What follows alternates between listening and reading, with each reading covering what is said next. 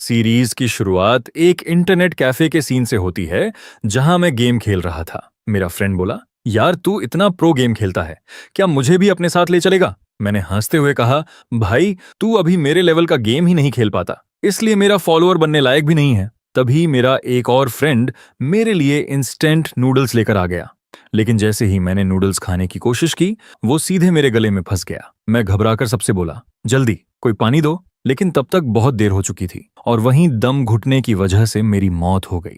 जब मैंने दोबारा आंखें खोली तो खुद को किसी प्राचीन युग के एक कमरे के अंदर पाया। मैंने सिर पकड़कर कहा, मैं कहाँ हूँ? क्या मैं अभी अपने रूममेट के साथ इंटरनेट कैफे में बैठकर गेम नहीं खेल रहा था? सिर्फ इंस्टेंट नूडल्स खाकर ही मैं दूसरी दुनिया में आ गया। तभी इस शरीर के असली मालिक की यादें मेरे दिमाग में आने लगीं। उसी पल मुझे इस नई दुनिया की सारी बेसिक जानकारी मिलने लगी।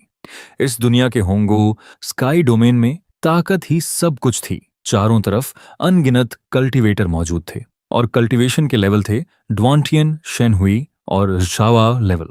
ली परिवार शिनफंग सिटी के 4 सबसे बड़े परिवारों में से एक था। इस शरीर का असली मालिक अपने पिता की ताकत के दम पर पूरे दिन घमंडी हरकतें करता रहता था। सिर्फ उसकी प्रतिभा ही बेकार नहीं थी, बल्कि उसे परिवार के मुखिया की कुर्सी हथियाने के लिए भी उकसाया गया था। तभी मुझे याद आया कि वहां एक लड़के ने कहा था, उसे नशे में डाल दो भाई चेन, बहुत जल्द आप ही यंग मास्टर बनेंगे। यह सोचते ही मैंने मन ही मन कहा, धत्त तेरे की, मैं तो ऐसे साइड कैरेक्टर में आ गया हूं जिसे जहर देकर मार दिया गया था। तभी अचानक एक छोटी सी सिस्टम लेडी मेरे सामने आ गई।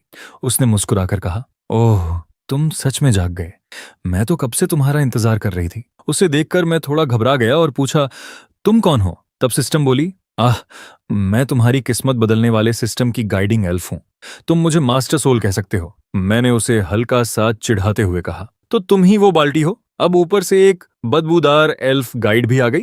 मेरी यह बात सुनते ही वह क्यूट सी सिस्टम गुस्से से लाल हो गई और मुंह फुलाकर बोली, मुझे हाथ मत लगाना। फिर उसने डिटेल में समझाया कि सिस्टम कैसे काम करता है। अगर मैं अपने सारे मौके दूसरों को दे दूं तो सिस्टम उसी हिसाब से मुझे रिटर्न देगा। यह सुनकर मैं तुरंत समझ गया और बोला, मतलब मेरा काम भविष्य के टैलेंटेड लोगों में इन्वेस्ट करना है, यानी मैं जितना किसी पर खर्च करूंगा, सिस्टम मुझे उसका 10 गुना वापस देगा। मैंने मुस्कुराते हुए कहा, तो चलो देखते हैं आज की कहानी कहां तक जाती है। तभी बाहर से किसी ने आवाज लगाई, यंग मास्टर आ गए। मैं चिढ़कर बोला, इतना चिल्ला कौन रहा है? फिर मैंने दरवाजा खोला। बाहर खड़ा आदमी मुझे देखकर बुरी तरह घबरा गया और सिर झुकाकर बोला, दूसरे यंग मास्टर जल्दी हॉल में चलिए, देखिए लियू सबके सामने खुद की कितनी बेइज्जती करवा रहा है। तभी मुझे याद आया कि यह लड़का लियू ली परिवार के मुखिया का बेटा था। कभी वह बहुत बड़ा जीनियस था, लेकिन एक हादसे के बाद अपनी सारी प्रतिभा खो चुका था।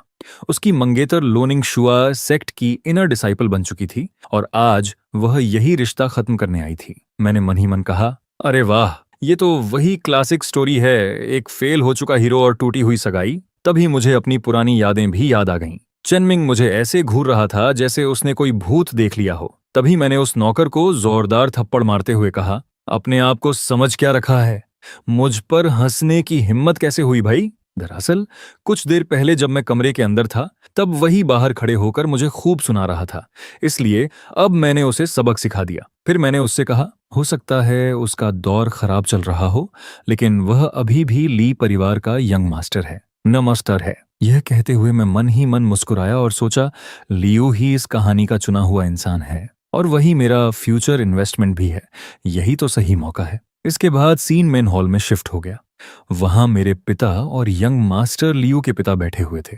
उनके साथ यंग मास्टर लियू की मंगेतर और उसके पिता भी मौजूद थे। तभी मेरे पिता ने मुझे बुलाकर कहा, लो लियू, यह खास तुम्हारे लिए है, 100 साल पुराना रेड स्पिरिट जिनसेंग, इससे तुम्हारी कल्टीवेशन काफी बढ़ जाएगी। मैं बैठते हुए बोला, धन्यवाद पिताजी। तभी मेरे पिता धीरे से मेरे कान में बोले, बाद में इसे बदल देंगे, फिर साथ मिलकर कुछ बड़ी चाल चलेंगे। मैंने तुरंत उनके मुंह पर हाथ रखते हुए कहा, पिताजी इस बारे में बाद में बात करेंगे, अभी इसे यहीं रहने दीजिए। मैं मन ही मन सोचने लगा, ये यंग मास्टर बार बार उस चुने हुए इंसान को उकसा रहा है, क्या सच में इसे अपनी जान से खेलना है? तभी यंग मास्टर लियू ने कहा, मुझे इस सगाई के टूटने से कोई आपत्ति नहीं है, लेकिन ली परिवार ने लोन परिवार को जो भी शादी के तोहफे दिए थे वे सब वापस करने होंगे। इस पर यंग मास्टर लियू की मंगेतर यानी शुआ बोली, सारे गिफ्ट्स लेकर आओ। उसके आदेश पर गार्ड सारे तोहफे लेकर आ गए। फिर शुआ ने ठंडी आवाज में कहा, और यह जो नाश्ते का डिब्बा है, यही ली परिवार के लिए मेरी तरफ से मुआवजा है। यंग मास्टर लियू ने सारे गिफ्ट्स देखकर कहा, ये सारे तोहफे पूरे नहीं हैं। मेरी माँ का ड्रैगन जेड पेंडेंट कहाँ है? शुआ ने तुरंत झूठ बोलते हुए कहा, ओह, उसका एक हिस्सा मुझसे कहीं खो गया।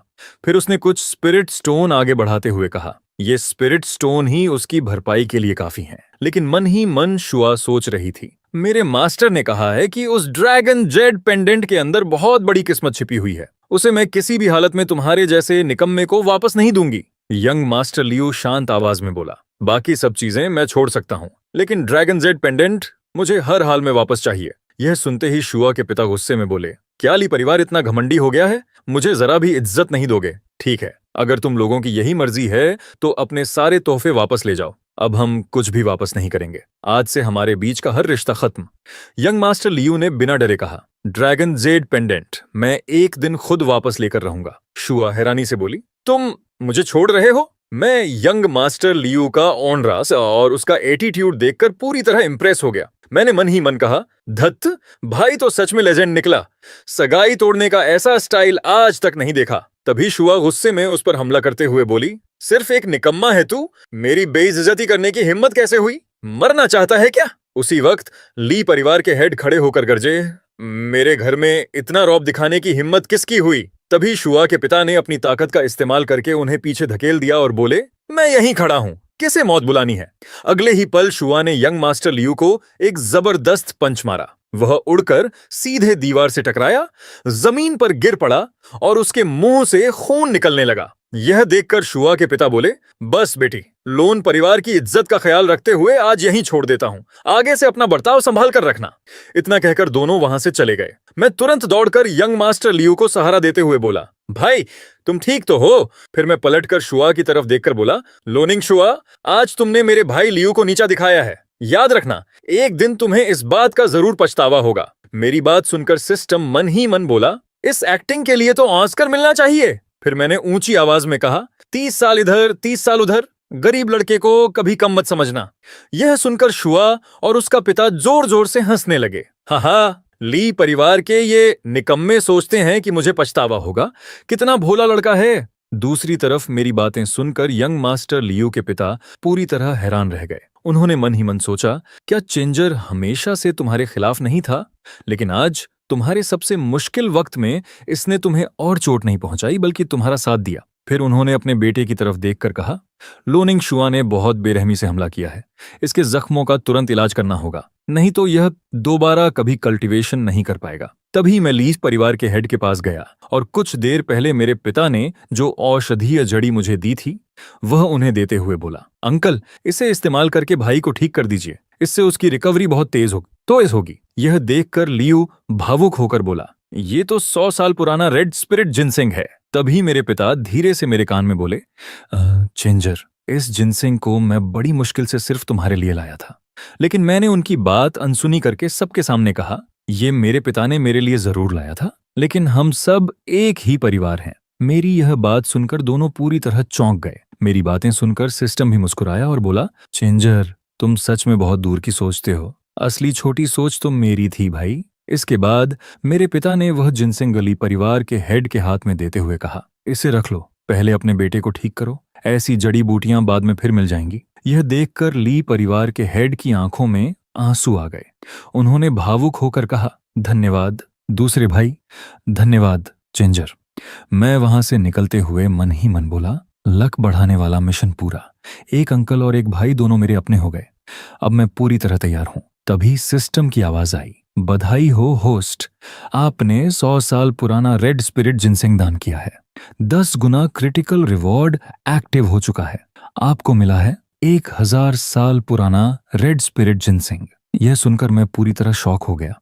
मैंने सिस्टम से कहा, हे भगवान सिस्टम, क्या तुम मेरे साथ प्रैंक कर रहे हो? मेरा इनाम तो सच में 10 गुना बढ़ गया, लेकिन इतना बड़ा जिनसिंग खाकर क्या मैं सीधा अपनी दादी से मिलने चला जाऊंगा? यानी इसे खाते ही मर जाऊंगा। तभी मेरी कल्पना में लगा जैसे मैं सचमुच अपनी दादी के पास पहुंच गया हूं। दादी मुझे देखकर खुश होकर बोली, अरे मेरा पोता, सच में तू आ गया? मैं उन्हें देखकर इमोशनल होकर बोला, अरे दादी, आप? तभी अचानक सिस्टम मेरे सपने में आया और दादी को एक जोरदार लात मारकर बोला, बिल्कुल नहीं। फिर उसने मुझे पकड़कर जोर जोर से हिलाते हुए कहा, ये फैंटेसी की दुनिया है, आम इंसानों वाली नहीं, तुम भी ना। इसके बाद सिस्टम शांत होकर बोला, 1000 साल पुराना रेड स्पिरिट जिनसिंग बहुत ही सौम्य प्रकृति का है। इसका असली काम शरीर को मजबूत बनाना और पूरी तरह शुद्ध करना है। बस थोड़ा सा दर्द होगा, लेकिन तुम मरोगे बिल्कुल नहीं। मैंने राहत की सांस लेते हुए कहा, उफ, मैं इतना जीनियस नहीं हूं कि ये सब खुद समझ जाऊं। मेरे साथ ऐसे मजाक मत किया करो। तभी मैंने उस जिनसेंग का एक बड़ा सा कौर खा लिया। अगले ही पल मेरे शरीर के अंदर दिल की धड़कन तेजी से बढ़ने लगी। मैं हैरानी से बोला, ओह, ये कैसा एहसास है? ऐसा लग रहा है जैसे मेरे शरीर की हर कोशिका में जंगली घोड़े दौड़ रहे हों, हर एक सेल में जैसे कोई फेस्टिवल चल रहा हो। मुझे तो लग रहा है कि मैं अभी फट जाऊंगा। इसी तरह समय बीतता गया और देखते ही देखते शाम हो गई। मैंने धीरे धीरे आंखें खोलीं और खुशी से हंसते हुए कहा, हाँ हाँ, सिर्फ एक ही पल में मैं पूरी तरह पीक लेवल पर पहुंच गया। इसके लिए जो भी हुआ सब वर्थ था। तभी एक नौकर दौड़ता हुआ आया और बोला, दूसरे यंग मास्टर, आप जाग गए? आधे दिन से आपको कहीं ढूंढा ही नहीं जा रहा था। मैं मन ही मन सोचने लगा, ये लड़का फिर से आ गया, मतलब इसका बॉस अब और चुप बैठने वाला नहीं है। लियू तो पहले ही खत्म समझा जा चुका है। अगर मुझे भी रास्ते से हटा दिया जाए तो हमारे परिवार की अगली पीढ़ी ही खत्म हो जाएगी। चलो देखते हैं इस बार क्या नया गेम खेला है। मैंने दरवाजा खोलते हुए पूछा, क्या हुआ? वह बोला, दूसरे यंग मास्टर, अभी अभी खबर मिली है कि आज रात मिस मिंगगुआ आने वाली हैं। यह सुनते ही मुझे उसकी याद आ गई। शांगगुआन मिंगगुआ, तियान चोंग पैविलियन की सबसे मशहूर गणिका। वह सिर्फ नृत्य और संगीत करती थीं, खुद को कभी नहीं बेचती थीं और हमेशा एक जगह से दूसरी जगह घूमती रहती थीं। कहानी का असली नायक भी एक बार उन्हें दूर से देखकर पूरी तरह मोहित हो गया था। उसी दिन से वह उनका सबसे बड़ा फैन बन गया था। तभी वह नौकर फिर बोला, शियाओ परिवार के दूसरे यंग मास्टर पहले ही पहुंच चुके हैं। उन्होंने कहा है कि पिछली बार आपके साथ ठीक से बैठकर पीना नहीं हो पाया था, लेकिन मुझे लगता है कि उनके मन में कोई और ही प्लान चल रहा है। वह मिस मिंगगुआ का दिल जीतना चाहते हैं। मैं तुरंत सब समझ गया और मन ही मन बोला, तो इसका मतलब शियाओ शुओ भी इसमें शामिल है। उसे पता चल गया कि मैं अभी जिंदा हूं, इसलिए उसने पहले से अगला जाल बिछा दिया है। फिर मैंने एक्टिंग करते हुए गुस्से में कहा, धत, उस शिया यून की इतनी हिम्मत कि मेरी पसंद की लड़की के पीछे जाए। अगर उसे खेल खेलना है तो ठीक है, खेल शुरू करते हैं। इतना कहकर मैं वहां से निकल पड़ा और मन ही मन मुस्कुराते हुए बोला, आज रात पता चल जाएगा कि असली शिकार कौन है। इस तरह तियान शियांग पैविलियन की आज की रात का खेल शुरू हो गया। सिस्टम भी उत्साह से बोला, वाह होस्ट, आगे बढ़िए, मेरे लिए थोड़ा इंतजार कीजिए, मैं पहले कुछ बढ़िया इक्विपमेंट लेकर आता हूं। इसके बाद सीन पैविलियन के अंदर शिफ्ट हुआ। वहां पहले से ही 2 लोग बैठे हुए थे। मैं भी जाकर उनके सामने बैठ गया। तभी बाई परिवार के यंग मास्टर मुस्कुराकर बोले, दूसरे यंग मास्टर ली, आखिरकार आप आ ही गए। अगर आप थोड़ी और देर कर देते तो मैं अब तक मिस शांगगुआन के कमरे की तरफ दौड़ चुका होता। मैं बैठते ही मन सोचने लगा, तो बाई परिवार भी आ चुका है, यानी तीनों परिवार मिलकर ली परिवार के खिलाफ हाथ मिला चुके हैं। फिर मैंने पूछा, यंग मास्टर शिया, आपने मुझे जानबूझकर बुलाया है, यकीनन सिर्फ मौज मस्ती करने के लिए तो नहीं बुलाया होगा, है ना? वह मुस्कुराकर बोला, दूसरे यंग मास्टर ली, सीधी बात करता हूं, क्या आप हमेशा से ली परिवार के उत्तराधिकारी नहीं बनना चाहते थे? हम साथ मिलकर काम कर सकते हैं। मैंने भी अनजान बनने की एक्टिंग करते हुए कहा, ठीक है, बताओ कैसे साथ काम करना चाहते हो? तभी शिया परिवार के यंग मास्टर बोले, शिया और बाई परिवार मिलकर आपके पिता को सत्ता दिलाएंगे, उन्हें परिवार का नया मुखिया बनाएंगे। बदले में हमें सिर्फ एक छोटी सी चीज चाहिए। काम पूरा होने के बाद आध्यात्मिक खदान का 60% हिस्सा हमारे नाम कर देना। यह सुनकर मैं मन ही मन बोला, आध्यात्मिक खदान? वाह, तुम्हारी लालच तो सच में आसमान छू रही है। बिल्कुल टिड्डियों की तरह सब कुछ निगल जाना चाहते हो। भूख तो काफी बड़ी है। मेरी तरफ देखकर बाई परिवार के यंग मास्टर बोले, लियू और उसके पिता ने मास्टर लू यून का अपमान किया है। उनका पतन अब सिर्फ वक्त की बात है। तुम भी ली परिवार के सदस्य हो, इसलिए इसकी मार तुम पर भी पड़ेगी। हमारे साथ हाथ मिलाना ही तुम्हारे लिए सबसे स्मार्ट फैसला होगा। मैंने उनकी तरफ घूरते हुए कहा, तुम लोगों को क्या मैं इतना सीधा साधा इंसान दिखता हूँ? तभी पीछे से किसी ने जोर से आवाज लगाई, अरे मिस मिंगुआ आ गई हैं, जल्दी देखो। हम तीनों तुरंत पीछे मुड़े। सामने वही थी। किसी ने भीड़ से कहा, वही है मिस मिंगुआ, रास्ते से हटो, सामने मत खड़े रहो। मैं उन्हें देखते ही मन बोला, तो ये है शांगवान मिंगुआ, सच में कमाल की खूबसूरत हैं। तभी एक व्यक्ति ने ऊंची आवाज में घोषणा की, मिस ने बताया है कि आज रात वह कविता के जरिए अपना साथी चुनेंगी। जो सज्जन उनकी पसंद की सबसे अच्छी कविता लिख पाएगा वही उनके साथ ऊपर जाकर चाय पिएगा, चांद देखेगा और उन्हें अकेले में समय बिताने का मौका मिलेगा। यह सुनते ही एक लड़का खुशी से उछल पड़ा और बोला, वाह, मिस मिंगुआ के साथ अकेले समय बिताने का मौका, ऐसा चांस तो जिंदगी में सिर्फ एक बार मिलता है। तभी दूसरा लड़का सीना चौड़ा करके बोला, शिनफंग सिटी का सबसे बड़ा कवि यहीं मौजूद है और वो मैं हूं। तभी तीसरा लड़का हंसते हुए बोला, तेरी कविता भी तेरी गैस की तरह बेकार है।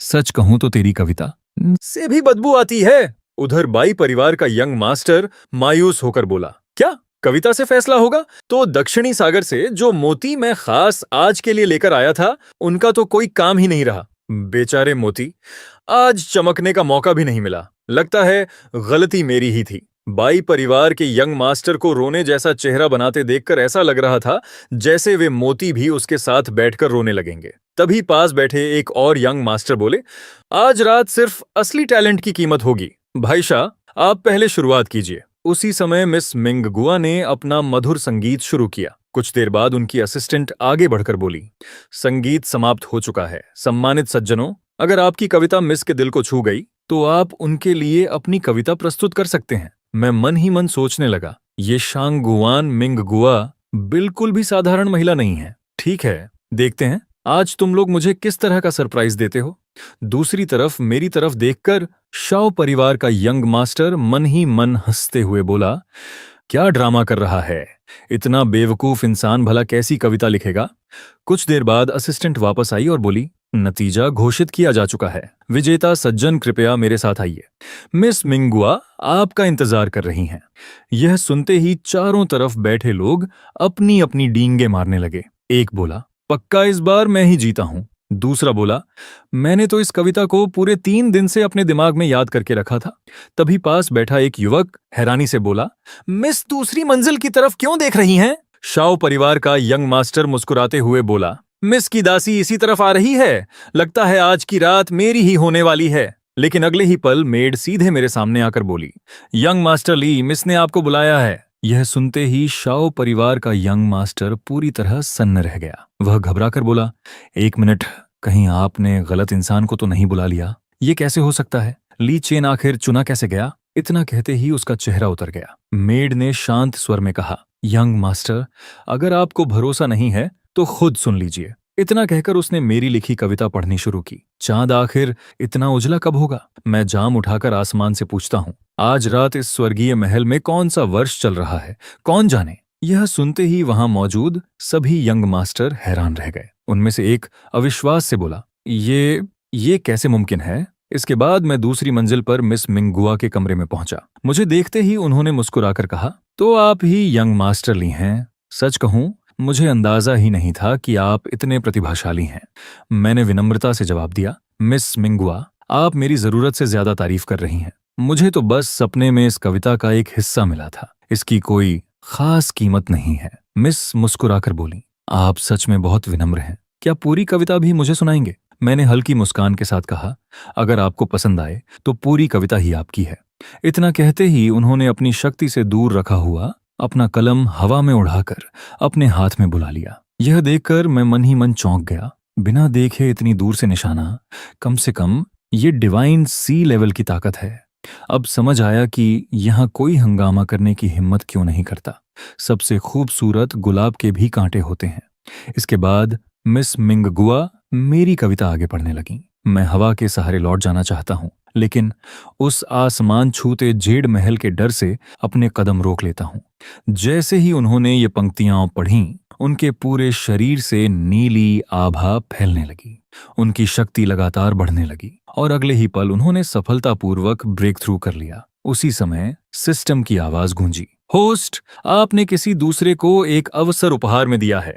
3 गुना क्रिटिकल हिट रिवॉर्ड एक्टिव हो चुका है। आपको 3 नए अवसर प्राप्त हुए हैं। इन्हें सिस्टम के बैकपैक में सुरक्षित रखा गया है। आगे चलकर जो उपहार दिए जाएंगे वे भी आपकी उपलब्धि माने जाएंगे। यह सुनकर मैं पूरी तरह हैरान रह गया। मैंने मन ही मन कहा, वाह, ये सच में काम कर गया। मुझे एक साथ 3 गिफ्ट मिल गए, कमाल है।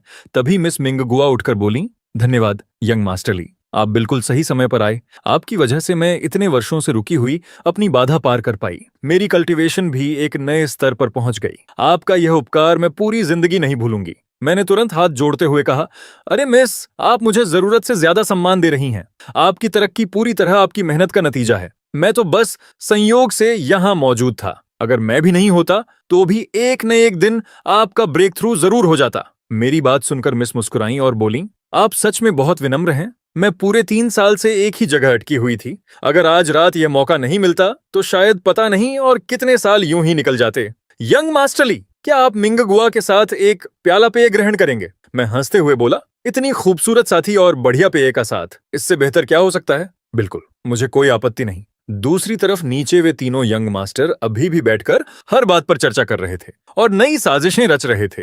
बाई परिवार के यंग मास्टर ने कहा, सगाई टूटने वाले दिन ली चेन ने लियू की बेइज्जती नहीं की थी, उल्टा उसका साथ दिया था। यहां तक कि उसने 100 साल पुरानी आध्यात्मिक जड़ी बूटी भी उसे दे दी। उसी की वजह से दोनों परिवारों के रिश्ते भी फिर से सामान्य हो गए। ये सुनते ही दूसरा यंग मास्टर गुस्से से बोला, इसलिए उसने अभी हमारी डील भी ठुकरा दी। साफ है कि उसने हमारे खिलाफ खड़े होने का फैसला कर लिया है।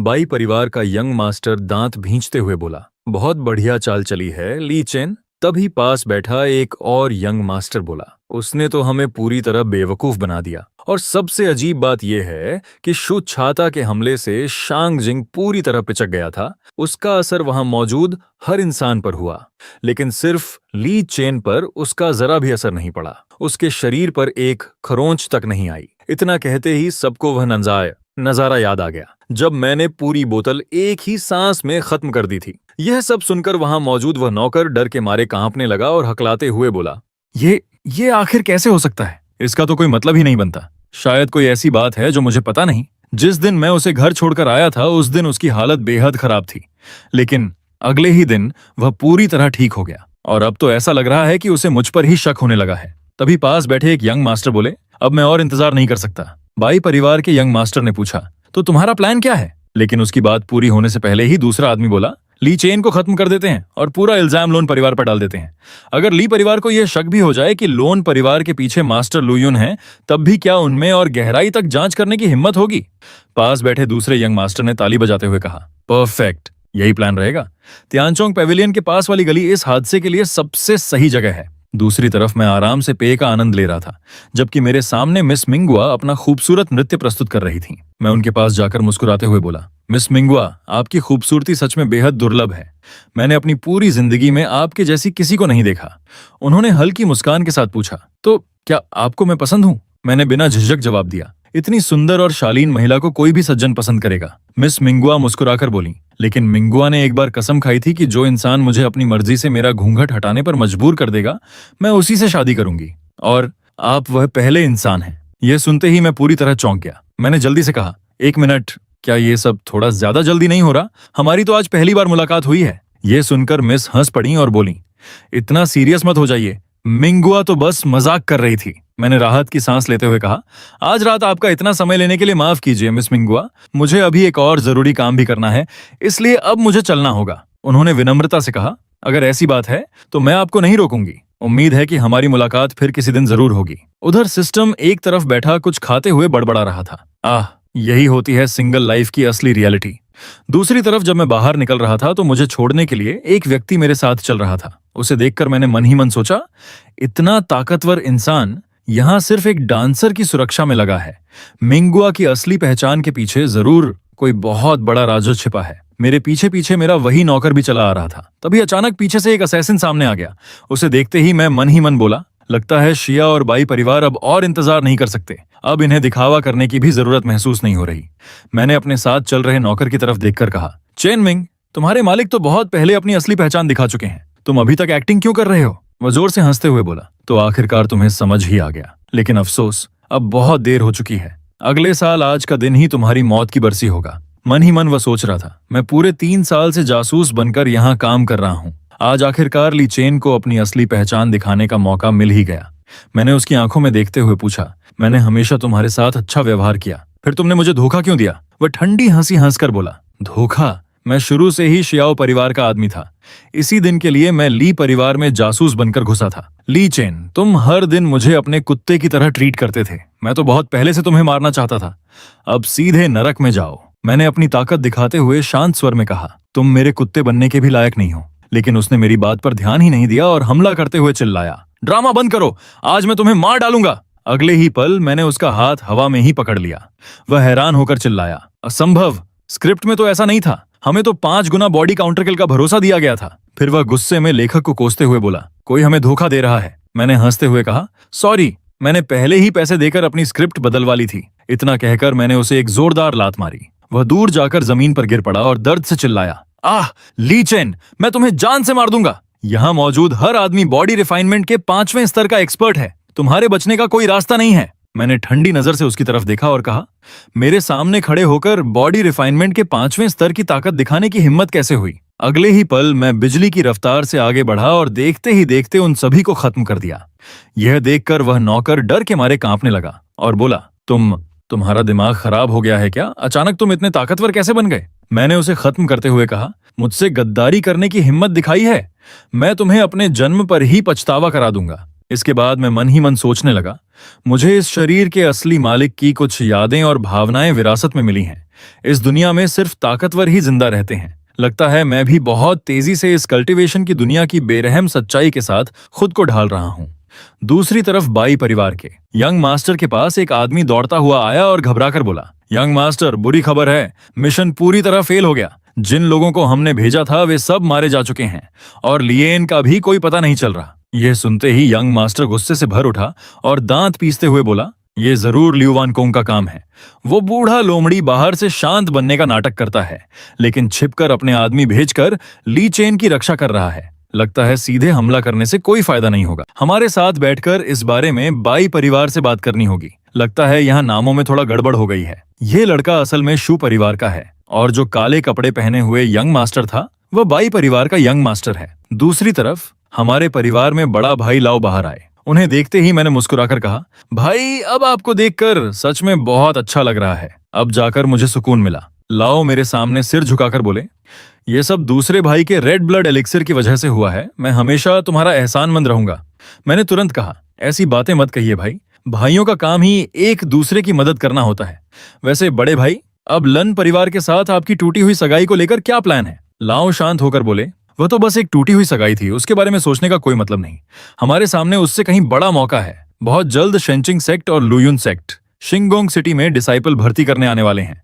यही हमारे लिए बड़े संसार में कदम रखने का सबसे अच्छा अवसर होगा। मैंने पूछा, भाई क्या आप शेंचिंग सेक्ट में शामिल होना चाहते हैं? लाओ मुस्कुराकर बोले, सिर्फ मैं नहीं, हम सब। मैं हैरान होकर बोला, हम सब मतलब तीसरा भाई भी और मैं भी? लाओ ने सिर हिलाया, हाँ तीसरा भाई भी। मैंने जड़ी बूटियों का एक खास मिश्रण तैयार किया है। परीक्षा से पहले तुम दोनों निश्चित रूप से बॉडी रिफाइनमेंट के 6ठे स्तर तक पहुंच जाओगे। बड़े भाई होने के नाते मेरा फर्ज है कि मैं अपने सभी भाइयों को सबसे ऊंचाई तक पहुंचाऊं। उनकी बात सुनकर मैं खुश होकर बोला, बड़े भाई आप सच में कमाल हैं। कहीं ऐसा तो नहीं कि आप पहले ही ब्रेक थ्रू कर चुके हैं? लाओ हल्का सा मुस्कुराए और बोले, बिल्कुल सही समझे। लन परिवार की आइस पाम ने मुझे बुरी तरह घायल कर दिया था, लेकिन उसी चोट ने मेरे शरीर की कई बंद मेरिडियंस खोल दी। मेरी प्रतिभा फिर से जागने लगी है। मैंने खुशी से कहा, बधाई हो भाई, आखिरकार आपकी मेन कैरेक्टर वाली किस्मत काम करना शुरू कर चुकी है। असली हीरो तो आप ही हैं। इसके बाद 2 दिन बाद का दृश्य दिखाया गया। एक बड़े से पात्र में औषधीय पोषण तैयार किया जा रहा था।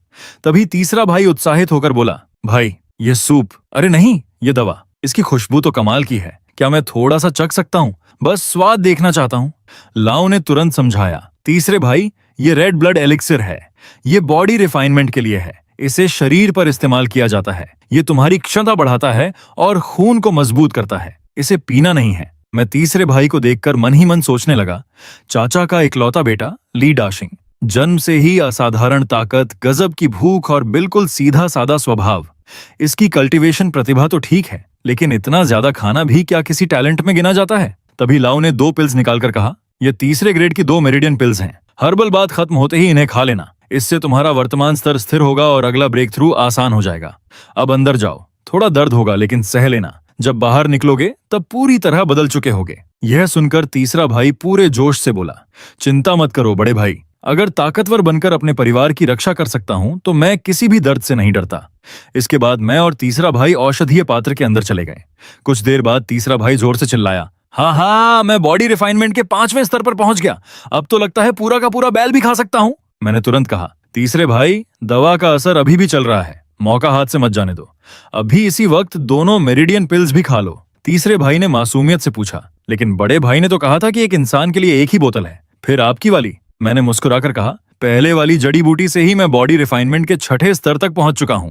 अब यह दवा मेरे ज्यादा काम की नहीं है, तुम ही इसका इस्तेमाल करो। मेरी बात सुनकर तीसरा भाई खुशी से बोला, वाह दूसरे भाई, आप तो कमाल हैं, बिना दवा के ही आपने लेवल बढ़ा लिया, 5 से सीधे 6। तभी सिस्टम सामने आकर बोला, होस्ट, आप कुछ ज्यादा ही उदार होते जा रहे हैं। मैंने तीसरे भाई को समझाते हुए कहा, बड़े भाई ने हमारे लिए इतनी मेहनत से सब तैयार किया है, उन्हें निराश मत करो, जल्दी से सारी पिल्स खा लो और सीधे 6ठे स्तर तक पहुंच जाओ। तीसरा भाई खुशी खुशी बोला, ठीक है दूसरे भाई।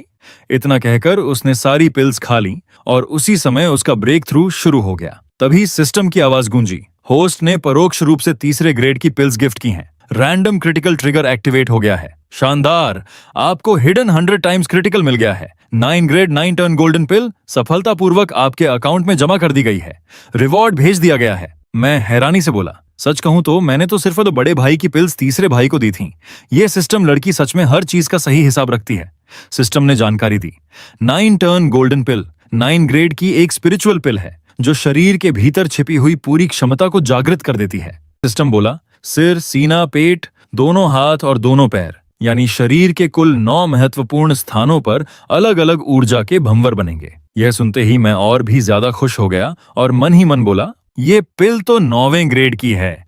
पिल का ग्रेड 1 से लेकर 9 तक होता है और उसके भी ऊपर डेमोगॉड पिल आती है, लेकिन सिस्टम ने तो मुझे सीधे 9वें ग्रेड वाली पिल दे दी। अगर सच में ये 9 ऊर्जा भंवर बना देती है तो फिर एक ही लेवल के अंदर मुझे हराएगा कौन? मेरी ताकत बेमिसाल हो जाएगी। सिर्फ अपनी ऊर्जा बनाए रखकर ही मैं किसी भी दुश्मन को थका थका कर हरा सकता हूँ। तभी तीसरा भाई, जो अब तक लगातार कल्टीवेशन कर रहा था, अचानक उछलकर खड़ा हो गया और खुशी से चिल्लाया, हाँ मैं सफल हो गया भाई, मैं 6ठे स्तर तक पहुंच गया। फिर वह मेरी तरफ देखकर बोला, दूसरे भाई तो मुझसे भी ज्यादा कमाल हैं। सिर्फ उस हर्बल बात की वजह से मैं 6ठे स्तर तक पहुंच गया और उन्होंने तो अपनी सारी पिल भी मुझे दे दी थी। तभी लाओ हंसते हुए बोला, शानदार, अब हम तीनों भाई मिलकर पक्का शेंचिंग सेक्ट में दाखिल होंगे। दूसरी तरफ रात के समय मैं शांति से मेडिटेशन कर रहा था। तभी अचानक मेरे पूरे शरीर में असहनीय दर्द फैलने लगा। मैंने दांत भींचते हुए सोचा, हाल की ट्रेनिंग तो हद से ज्यादा कठिन होती जा रही है। मेरी मेरिडियन तो जैसे फटने वाली थी, लेकिन आखिरकार मैं उस पीड़ा से बाहर निकल आया। मैंने महसूस किया कि शरीर के सभी 9 ऊर्जा भंवर पूरी तरह सक्रिय हो चुके थे। साथ ही मेरी कल्टीवेशन भी बढ़कर डिवाइन सी स्टेज के 3रे स्तर तक पहुंच गई थी। तभी सिस्टम खुशी से बाहर आया और बोला, बधाई हो, आपने सफलतापूर्वक डिवाइन सी स्टेज हासिल कर लिया है। अब मिस्टिक फेट शॉप अनलॉक हो चुकी है। इसके अलावा आपको डिवाइन सी ब्रेक थ्रू गिफ्ट पैक भी मिला है। जल्दी से इसे खोलिए, नहीं तो कहीं ऐसा ना हो कि रिवॉर्ड पैक खुद ही भाग जाए। मैं उत्साह से बोला, जल्दी खोलो। अगले ही पल बॉक्स खुल गया। सिस्टम बोला, बधाई हो, आपको गोल्ड क्वालिटी का एक ग्रोथ आइटम मिला है, केओस क्रिएशन टेक्निक। इसके अलावा आपको एक लो लेवल स्पेशल आइटम भी मिला है, गोल्ड ग्रेड अर्थफॉल हेवी प्यूपल। यह देखकर मैं खुशी से उछल पड़ा और बोला, वाह, एक साथ गोल्ड क्वालिटी और 2-2 अर्थ लेवल की चीजें। लेकिन एक बात समझ में नहीं आई, केओस क्रिएशन टेक्निक तो 5वें ग्रेड की टेक्निक है, फिर इसकी रैंक गोल्ड क्यों है? सिस्टम ने माथा पकड़ते हुए कहा, अरे बुद्धू, बाउंड का मतलब पता है? ये एक ग्रोथ आइटम है। जितने ताकतवर तुम बनोगे उतने ही इसके नए लेवल अनलॉक होंगे। इसकी क्षमता की कोई सीमा नहीं है। और बाउंड का मतलब ये भी है कि ये सिर्फ तुम्हारा है, इसलिए इसे किसी और को देकर क्रिट इफेक्ट नहीं लिया जा सकता। इस बार कोई बग इस्तेमाल नहीं कर पाओगे। अगर इसे अर्थफॉल हैवी प्यूपिल के साथ मर्ज किया जाए तो स्वर्गीय चमत्कार तक हो सकता है, लेकिन मैं पहले ही तुम्हें लो प्रोफाइल मोड पर सेट कर चुका हूं। बाहर का कोई भी इंसान कुछ नहीं देख पाएगा। बताओ कैसा लगा? इमोशनल हो गए ना? मैंने मुस्कुराकर कहा, हाँ, सब कुछ पहले से सोच रखा है तुमने। सिस्टम के लिए एक बड़ा सा थम्स अप। अब चलो टेक्निक सीखना शुरू करते हैं। सिस्टम बोला, हैवी प्यूपल के साथ मर्ज प्रक्रिया शुरू, विरासत प्राप्त की जा रही है, केओस क्रिएशन टेक्निक का उत्तराधिकार सफल। अब यह टेक्निक तुम्हारी आत्मा के साथ एकीकृत हो रही है। अर्थफॉल हैवी प्यूपल का फ्यूजन भी शुरू हो चुका है। तभी अचानक मेरे सामने एक विशाल युद्ध भूमि का दृश्य उभर आया। दूसरी तरफ मुझे लगा जैसे मैं किसी दूसरी जगह टेलीपोर्ट हो रहा हूं। मैं मन ही मन बड़बड़ाया, ये टेलीपोर्टेशन तो बहुत ही खतरनाक है, कम से कम पहले कोई सेफ्टी वार्निंग तो दे देते। सिस्टम मजाक करते हुए बोला, छोटी सी चेतावनी, बच्चों को एक्सपीरियंस पॉड में मोशन सिकनेस हो सकती है, कृपया अपनी आंखें बंद रखें। मैंने जोर से कहा, हाँ हाँ मेरी आंखें बंद हैं। लेकिन अगले ही पल मेरी आंखें खुद ब खुद पूरी खुल गईं। सामने मैंने देखा कि एक आदमी की तरफ अनगिनत लोग दौड़ते हुए चिल्ला रहे थे, मार डालो, खत्म कर दो, आगे बढ़ो। लेकिन वह अकेला व्यक्ति अपनी ताकत से एक एक करके सबको पल भर में मिटाता चला गया। तभी पूरा आसमान काले बादलों से ढक गया और उसी समय एक विशाल केओस लोटस सीड वहां प्रकट हुआ। मैं हैरानी से बोला, उफ, केओस लोटस सीड, एक अमर राजा 9 स्वर्गों को चीरते हुए ऊपर उठ रहा है। क्या ये सब फ्यूजन के दौरान दिखाई देने वाले दृश्य हैं? यकीन ही नहीं हो रहा। तभी सिस्टम बोला, विजन शील्ड सफलतापूर्वक सक्रिय हो चुकी है। तुमने सफलतापूर्वक हैवी प्यूपल के साथ फ्यूजन पूरा कर लिया है। अब ऑल्टरनेट वर्ल्ड शॉप आधिकारिक रूप से खुल चुकी है। मैंने शॉप की कीमतें देखते ही माथा पकड़ लिया और बोला, यहां तो हर चीज खरीदने के लिए फेट पॉइंट चाहिए, लेकिन ये फेट पॉइंट मिलेंगे कैसे? अगर मैं यहां से खरीदी हुई चीजें किसी और को गिफ्ट करूं तो क्या उस पर भी क्रिट ट्रिगर होगा? सिस्टम हंसते हुए बोला, इतने बड़े सपने मत देखा करो। तुम जितनी किस्मत दूसरों को दोगे और जितने गुना क्रिट ट्रिगर होंगे, उसी हिसाब से तुम्हें फेट पॉइंट मिलेंगे। और ज्यादा लालच मत करना। इस शॉप की चीजें महीने में सिर्फ एक बार ही गिफ्ट की जा सकती हैं। ऊपर से यहाँ का क्रिट सिस्टम इस दुनिया के नियमों से थोड़ा अलग है। मल्टीप्लायर कम भी हो सकता है। ये सुनकर मैंने लंबी सांस छोड़ी और कहा, तुम तो सच में बहुत कंजूस सिस्टम निकले। दूसरी तरफ मिस मिंगुआ शांत बैठी हुई थीं। तभी मैं उनके पास पहुंचा। मुझे देखते ही उन्होंने हल्की मुस्कान के साथ कहा, ओह यंग मास्टर, आप आ गए। मैंने शाओलिंग से आपके बारे में सुना था। मैंने उनसे पूछा, सुना है कि आप लोग आज ही शिनफंग सिटी छोड़कर जा रहे हैं और ये भी तय नहीं है कि आप दोबारा कब लौटेंगी। ये सुनते ही मिस का चेहरा थोड़ा उदास हो गया। उन्होंने धीमी आवाज में कहा, परिवार से अचानक बहुत जरूरी बुलावा आया है। मेरे पास जाने के अलावा कोई और रास्ता नहीं है। मिस ने हल्की उदासी के साथ कहा, लगता है अब विदा लेने का समय आ गया है। मिंगुआ की एक छोटी सी इच्छा है, क्या आप मेरे लिए एक और कविता लिख देंगे? मैं उसे हमेशा अपनी याद के रूप में संभाल कर रखूंगी। मैंने मुस्कुराते हुए कलम उठाई और लिखना शुरू किया। बीती रात के तारे, बीती रात की हवा, सजे हुए महल के नीचे, महकते फूलों के प्रासाद के पास। कविता पढ़ते ही मिस की आंखें चमक उठीं। उन्होंने भावुक होकर कहा, आपने फिर एक अद्भुत कविता लिख दी। मैंने उनकी तरफ देखते हुए पूछा, क्या आपको सच में जाना ही होगा? मिस ने हल्की सांस लेते हुए कहा, परिवार का आदेश टाला नहीं जा सकता। इस मामले में मेरे पास कोई विकल्प नहीं है। मैंने उनका हाथ पकड़कर गंभीर स्वर में कहा, जरा इंतजार कीजिए, मैं और भी ताकतवर बनूंगा। इतना ताकतवर कि फिर कोई भी आपको रोक नहीं पाएगा। मिस मिंगुआ की आंखों में आंसू आ गए, लेकिन उनके होंठों पर मुस्कान बनी रही। उन्होंने कहा, मुझे पूरा विश्वास है कि यंग मास्टर एक दिन जरूर महान इंसान बनेंगे, लेकिन मेरे परिवार ने मेरी शादी पहले ही तय कर दी है, ठीक 2 साल बाद। मैंने बिना एक पल गंवाए कहा, 2 साल? ठीक है, 2 साल के अंदर मैं इतनी ऊंचाई पर पहुंच जाऊंगा कि आपका परिवार भी मुझे स्वीकार करने पर मजबूर हो जाएगा। उस दिन कोई भी आपकी किस्मत का फैसला नहीं कर पाएगा। इतना कहकर मैंने उन्हें एक किताब देते हुए कहा, इसे रख लीजिए। मुझे पता है कि आप भावनाओं के मार्ग पर चलती हैं, ये आपके बहुत काम आएगी। मन ही मन मैंने सोचा, इस किताब को खरीदने में मेरे ज्यादातर फेट पॉइंट खत्म हो गए। तभी सिस्टम बड़बड़ाया, सच में किसी खूबसूरत लड़की पर इन्वेस्ट करना बहुत महंगा पड़ता है। किताब देखकर मिस चौंक गईं और बोली, यंग मास्टर झांग, ये बहुत कीमती है। ये तो अर्थ क्लास का हथियार है। ऐसा हथियार तो बड़े बड़े परिवारों में भी मुश्किल से देखने को मिलता है। मिंगुआ इसे नहीं ले सकती। मैंने उनका हाथ पकड़कर मुस्कुराते हुए कहा, अच्छा हथियार हमेशा सही इंसान के हाथ में होना चाहिए। मैं तो मुक्केबाजी और संगीत की प्रैक्टिस करता हूँ, इसलिए ये मेरे किसी काम का नहीं है। लेकिन आपके हाथों में इसकी असली कीमत साबित होगी, इसलिए इसे रखना किसी भी तरह से बर्बादी नहीं है। मेरी बात सुनकर मिस शर्मा गईं। फिर उन्होंने अपने गले से एक नेकलेस उतारकर मेरी हथेली पर रख दिया और बोली, ये मिंगुआ पेंडेंट हमेशा मेरे साथ रहा है। आज मैं इसे आपको दे रही हूँ। उम्मीद है कि आज रात मैंने जो बातें कही हैं उन्हें आप याद रखेंगे। जब हम दोबारा मिलेंगे तब इसे मुझे वापस लौटा दीजिएगा। इसे हमारी याद के रूप में अपने पास रखिए। मैंने पेंडेंट को कसकर पकड़ते हुए कहा, मैं वादा करता हूँ, जिस दिन मैं मशहूर और ताकतवर बन जाऊंगा उसी दिन ये पेंडेंट लेकर आपको ढूंढने आऊंगा। इसके बाद मैं वहां से निकलकर बाजार की तरफ चला गया और फिर शहर छोड़कर घर की ओर रवाना हो गया। लेकिन दूर खड़ा एक आदमी लगातार मुझ पर नजर रखे हुए था। उसने तुरंत कहा, तो सच में वही ली चेन है। जल्दी जाओ और यंग मास्टर शियाओ व यंग मास्टर बाई को खबर दो। मछली आखिरकार चारा निगल चुकी है। कुछ देर बाद जब मैं जंगल के रास्ते पर पहुंचा, तभी कुछ लोगों ने मेरा रास्ता रोक लिया। उनमें से एक हंसते हुए बोला, वाह, ली परिवार के दूसरे यंग मास्टर आधी रात को अकेले जंगल में घूम रहे हैं। तभी यंग मास्टर शाओ मुस्कुराकर बोला, काफी शाही अंदाज है। मैंने उन सब की तरफ देखकर हल्की मुस्कान के साथ कहा, क्या कमाल का संयोग है।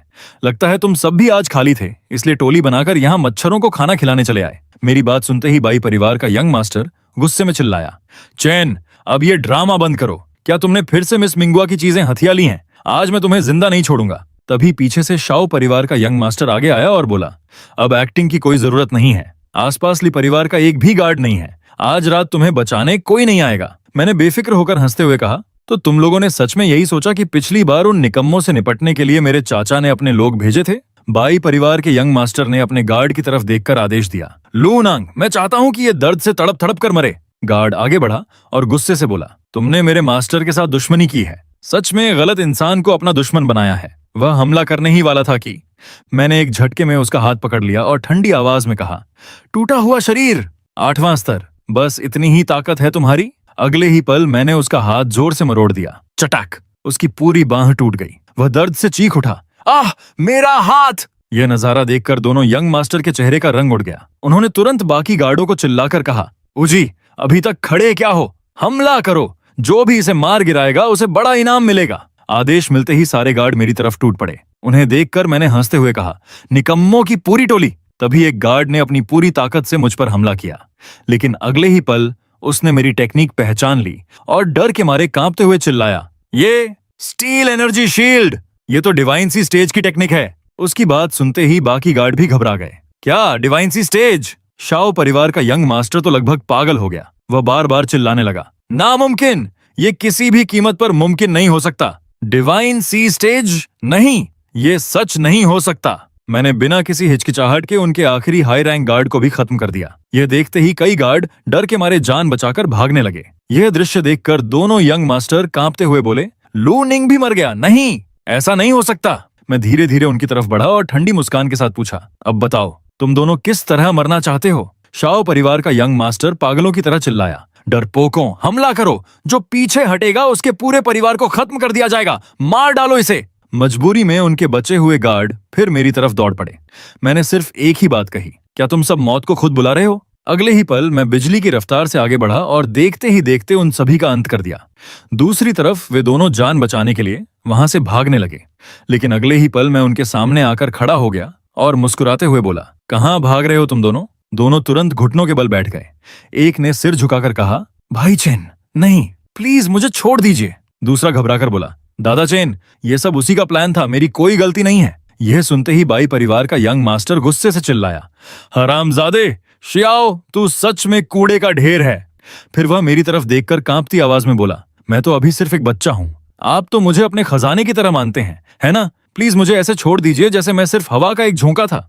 उनकी बातें सुनकर मैं धीरे धीरे शियाओ के पास गया। मैंने बिना कुछ कहे अपनी तलवार हल्के से उसकी गर्दन पर रखी। बस एक छोटा सा कट लगा, लेकिन अगले ही पल जहर उसके पूरे शरीर में फैल गया। वह दर्द से जमीन पर तड़पते हुए चीखने लगा, आह, प्रतिरोधक, मुझे प्रतिरोधक दो, मुझे बचा लो, प्रतिरोधक। लेकिन कुछ ही क्षणों बाद वहीं तड़प तड़प कर उसकी मौत हो गई। इसके बाद मैंने बाई परिवार के यंग मास्टर का गला पकड़ लिया। वह घबराकर बोला, सम्राट की कृपा, मार्क्विस, क्या तुम सच में हम सबको मार डालोगे? ली चेन, तुमने शियाओ परिवार के लोगों को मार दिया है। बाई परिवार तुम्हें कभी माफ नहीं करेगा। आज के बाद ली परिवार का भविष्य खत्म हो जाएगा। इतना कहकर उसने भी आखिरी सांस ले ली। चारों तरफ फैली लाशों को देखकर मैंने सिस्टम से कहा, इतनी सारी लाशें साफ करना भी अपने आप में बहुत बड़ी मुसीबत है। अरे शियाओ, क्या तुम्हारे पास वन क्लिक क्लीनअप जैसा कोई फीचर नहीं है? सिस्टम ने सिर्फ एक लाइन में जवाब दिया, सपने देखते रहो, मैं तुम्हारे लिए सफाई नहीं करूंगा, खुद ही मैनेज करो। इतना कहकर वह गायब हो गया। दूसरी तरफ बाई परिवार का मुखिया और शियाओ परिवार का मुखिया साथ बैठे हुए थे। तभी उनका एक नौकर घबराकर दौड़ता हुआ आया और चिल्लाया, मास्टर जिया, हमें वे लोग मिल गए। शहर के बाहर वाली घाटी में दूसरे यंग मास्टर और बाई परिवार के तीसरे यंग मास्टर दोनों मारे जा चुके हैं। दोनों एक साथ खड़े हो गए और पूछा, होंगे और यून भी वही हैं? नौकर रोते हुए बोला, जी, सब वहीं पड़े हैं और उनके साथ गए 8 गार्ड भी। यह सुनते ही शियाओ परिवार का मुखिया स्तब्ध रह गया। उसने गुस्से में दहाड़ते हुए पूछा, किसने किया ये सब? नौकर ने कांपते हुए जवाब दिया, मास्टर जिया, मैंने सुना था कि मरने से पहले दूसरे यंग मास्टर बार बार उसी का नाम ले रहे थे। उसी रात वे ली परिवार के लोगों से निपटने गए थे। यह सुनते ही बाई परिवार का मुखिया भी गुस्से से कांप उठा। वह दांत पीसते हुए बोला, ली चेन, ली चेन। फिर उसने शियाओ परिवार के मुखिया की तरफ देखकर कहा, लगता है हमारे बेटों की मौत के पीछे वही है।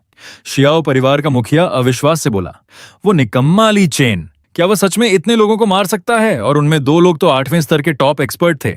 बाई परिवार का मुखिया गंभीर आवाज में बोला, हो सकता है ली चेन अकेला नहीं था, शायद ली परिवार के बाकी लोग भी वहां मौजूद थे।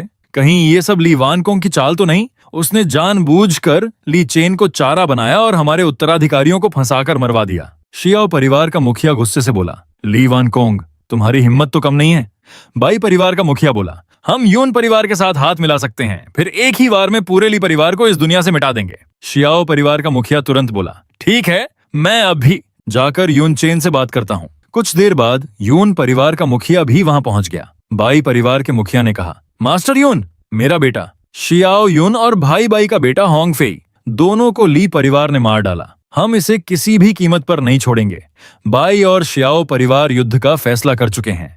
क्या यून परिवार भी हमारा साथ देगा? यून परिवार के मुखिया ने शांत स्वर में कहा, अपना बच्चा खोने का दर्द मैं बहुत अच्छी तरह समझता हूँ।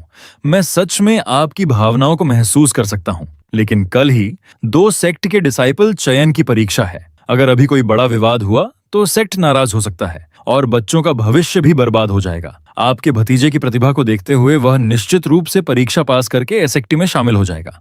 एक बार वे एसेक्टी में पहुंच जाएं, उसके बाद अगर हम ली परिवार के खिलाफ कार्रवाई करेंगे तो वह पूरी तरह वैध होगी। तब किसी तरह की परेशानी भी नहीं होगी। उनकी बात सुनकर बाकी दोनों ने भी सिर हिलाते हुए कहा, ठीक है, परीक्षा खत्म होते ही ली परिवार का अंत कर देंगे। दूसरी तरफ ली परिवार में तीसरा भाई खुशी से हंसते हुए बोला, हाँ, दूसरे भाई, परीक्षा देने वाले लगभग पहुंच चुके हैं। बड़े भाई ने कहा है कि तैयार हो जाइए। मैंने मुस्कुराकर कहा, हाँ, मैं पूरी तरह तैयार हूं। लेकिन मन ही मन सोच रहा था, डिवाइन सी स्टेज तक पहुंचने के बाद लगता है सिस्टम ने कुछ नए फीचर भी अनलॉक कर दिए हैं। यह सोचकर मैंने अपना नया फीचर तीसरे भाई पर इस्तेमाल किया। अगले ही पल उसकी पूरी जानकारी मेरी आंखों के सामने दिखाई देने लगी। उसमें लिखा था, तीसरा भाई, ली परिवार की सीधी रक्त रेखा का सदस्य, कॉर्पोरियल स्टेज, 6ठा स्तर, ग्लूटनस फिजिक, 3% सक्रिय। यह देखकर मैं पूरी तरह चौंक गया। मैंने मन ही मन कहा, ग्लूटनस फिजिक, यह तो दंत कथाओं में वर्णित सबसे शक्तिशाली विशेष शरीरों में से एक है, जिसकी क्षमता पूरी दुनिया तक को निगल जाने की है। यकीन ही नहीं हो रहा, हमारा सीधा साधा भोला भाला तीसरा भाई असल में एक छिपा हुआ एसएसआर है। मुझे लगातार उसकी तरफ देखते हुए देखकर तीसरे भाई ने मुस्कुराकर पूछा, क्या हुआ दूसरे भाई, मेरे चेहरे पर कुछ लगा है क्या? मैंने हल्की मुस्कान के साथ कहा, ओह तीसरे भाई, क्या तुमने हाल ही में अपने शरीर में कोई बदलाव महसूस किया है? तीसरे भाई ने सिर खुजलाते हुए कहा, बदलाव? हाँ, एक अजीब सी बात है। मुझे हर वक्त भूख लगती रहती है। पहले एक बार खाना खाता था तो आधा दिन आराम से निकल जाता था, लेकिन अब 1 घंटा भी नहीं बीतता कि फिर से भूख लग जाती है। माँ और पिताजी तो कहते हैं कि मैं खाते खाते पूरे परिवार को कंगाल कर दूंगा। मैं मन ही मन सोचने लगा, तो ग्लूटनस फिजिक के कुछ साइड इफेक्ट भी हैं। मुझे जल्दी ही इसे कंट्रोल करने का कोई तरीका ढूंढना होगा। तभी बड़े भाई यानी लाऊ वहां आ गए। उन्हें देखते ही तीसरे भाई ने खुशी से कहा, अरे बड़े भाई, मैंने तुरंत उन पर भी अपना नया फीचर एक्टिवेट कर दिया। सिस्टम ने जानकारी दिखाते हुए कहा, लियो, ली परिवार की सीधी रक्त रेखा का सदस्य, 8वां स्तर, एज़्योर ड्रैगन फिजिक, 10% सक्रिय। यह देखकर मैं सचमुच दंग रह गया। मैंने मन ही मन कहा, सच में किस्मत का असली चहेता है। अर्थ एट्रीब्यूट और एज़्योर ड्रैगन फिजिक, इससे बेहतर कॉम्बिनेशन शायद ही हो सकता है। फिर मैंने सिस्टम से पूछा, शियावान, मेरी हालत कैसी है? मेरी फाउंडेशन कितनी मजबूत है? लेकिन सिस्टम ने मेरे बारे में कुछ भी नहीं बताया। उसने सिर्फ मुस्कुराकर कहा, हाँ, ये एक सीक्रेट है। तभी मेरे चाचा यानी ली परिवार के मुखिया बाहर आए और गंभीर आवाज में बोले, आज की परीक्षा सिर्फ तुम्हारे भविष्य के लिए नहीं बल्कि पूरे ली परिवार के भविष्य के लिए भी बेहद महत्वपूर्ण है।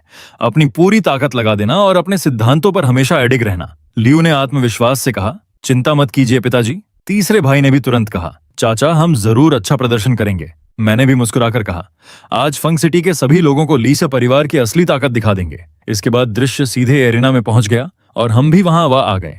दूसरी तरफ तीनों बड़े परिवारों के मुखियाओं को एक साथ देखकर आसपास के लोग फुसफुसाने लगे। एक आदमी बोला, देखो, आज तीनों बड़े परिवार एक साथ आए हैं। पहले तो इनके रिश्ते कभी इतने अच्छे नहीं थे। दूसरा बोला, हाल ही में ली परिवार के कारोबार पर लगातार दबाव बनाया जा रहा है। तभी किसी ने धीरे से कहा, चुप रहो, ली परिवार के लोग आ गए हैं। उसी समय बाई परिवार का मुखिया व्यंग्य करते हुए बोला, ली परिवार के मुखिया, मुझे लगा था कि आज आप डर के मारे आएंगे ही नहीं। क्या उम्मीद लगाए बैठे हैं? आपका वो गिरा हुआ प्रतिभाशाली बेटा फिर से चमक उठेगा? और आपके दूसरे बेटे का क्या हाल है? मेरे चाचा शांत स्वर में बोले, बहुत जल्द आपको सब पता चल जाएगा। मजेदार बात तो यह है कि आपको हमारे युवा सदस्यों में काफी दिलचस्पी है। मैं इसे अच्छी तरह याद रखूंगा। बाई परिवार का मुखिया हंसते हुए बोला, मौत सामने खड़ी है, फिर भी बातें बड़ी बड़ी कर रहे हो। तभी शियाओ परिवार का मुखिया बोला, परीक्षा खत्म होने के बाद तुम्हारे चेहरे का रंग कैसा होगा तब देखेंगे। तभी अचानक आसमान से एक विशाल उड़ने वाला जहाज नीचे उतरने लगा।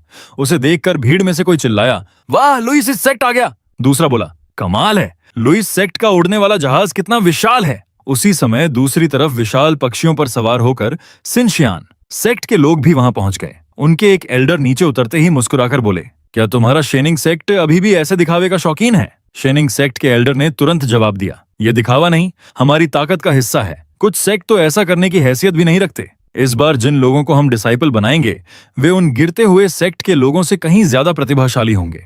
सामने वाले एल्डर ने शांत स्वर में कहा, सिर्फ प्रतिभा होने से कुछ नहीं होता। अगर इंसान का मन टेढ़ा हो तो सारी प्रतिभा बेकार है। दोनों को देखकर मैंने मन ही मन कहा, लगता है ये दोनों सेक्ट सच में आमने सामने खड़े हैं। बड़े भाई ने धीरे से कहा, सुना है शेनिंग सेक्ट के बूढ़े संस्थापक अब आखिरी सांसें गिन रहे हैं। लुयान सेक्ट काफी समय से उन पर नजर रखे हुए हैं। इस बार का डिसाइपल चयन ही असली मुकाबला साबित होगा। तभी शुआ वहां पहुंची और घमंड से बोली, तुम्हारे परिवार का वो निकम्मा भी आज यहां आने की हिम्मत कर गया। कोई बात नहीं, आज उसे उसकी औकात अच्छी तरह समझा दी जाएगी। अपनी आंखों से ताकत का असली फर्क देख लेना। तभी लुइस सेक्ट के एल्डर ने ऊंची आवाज में कहा, शांति।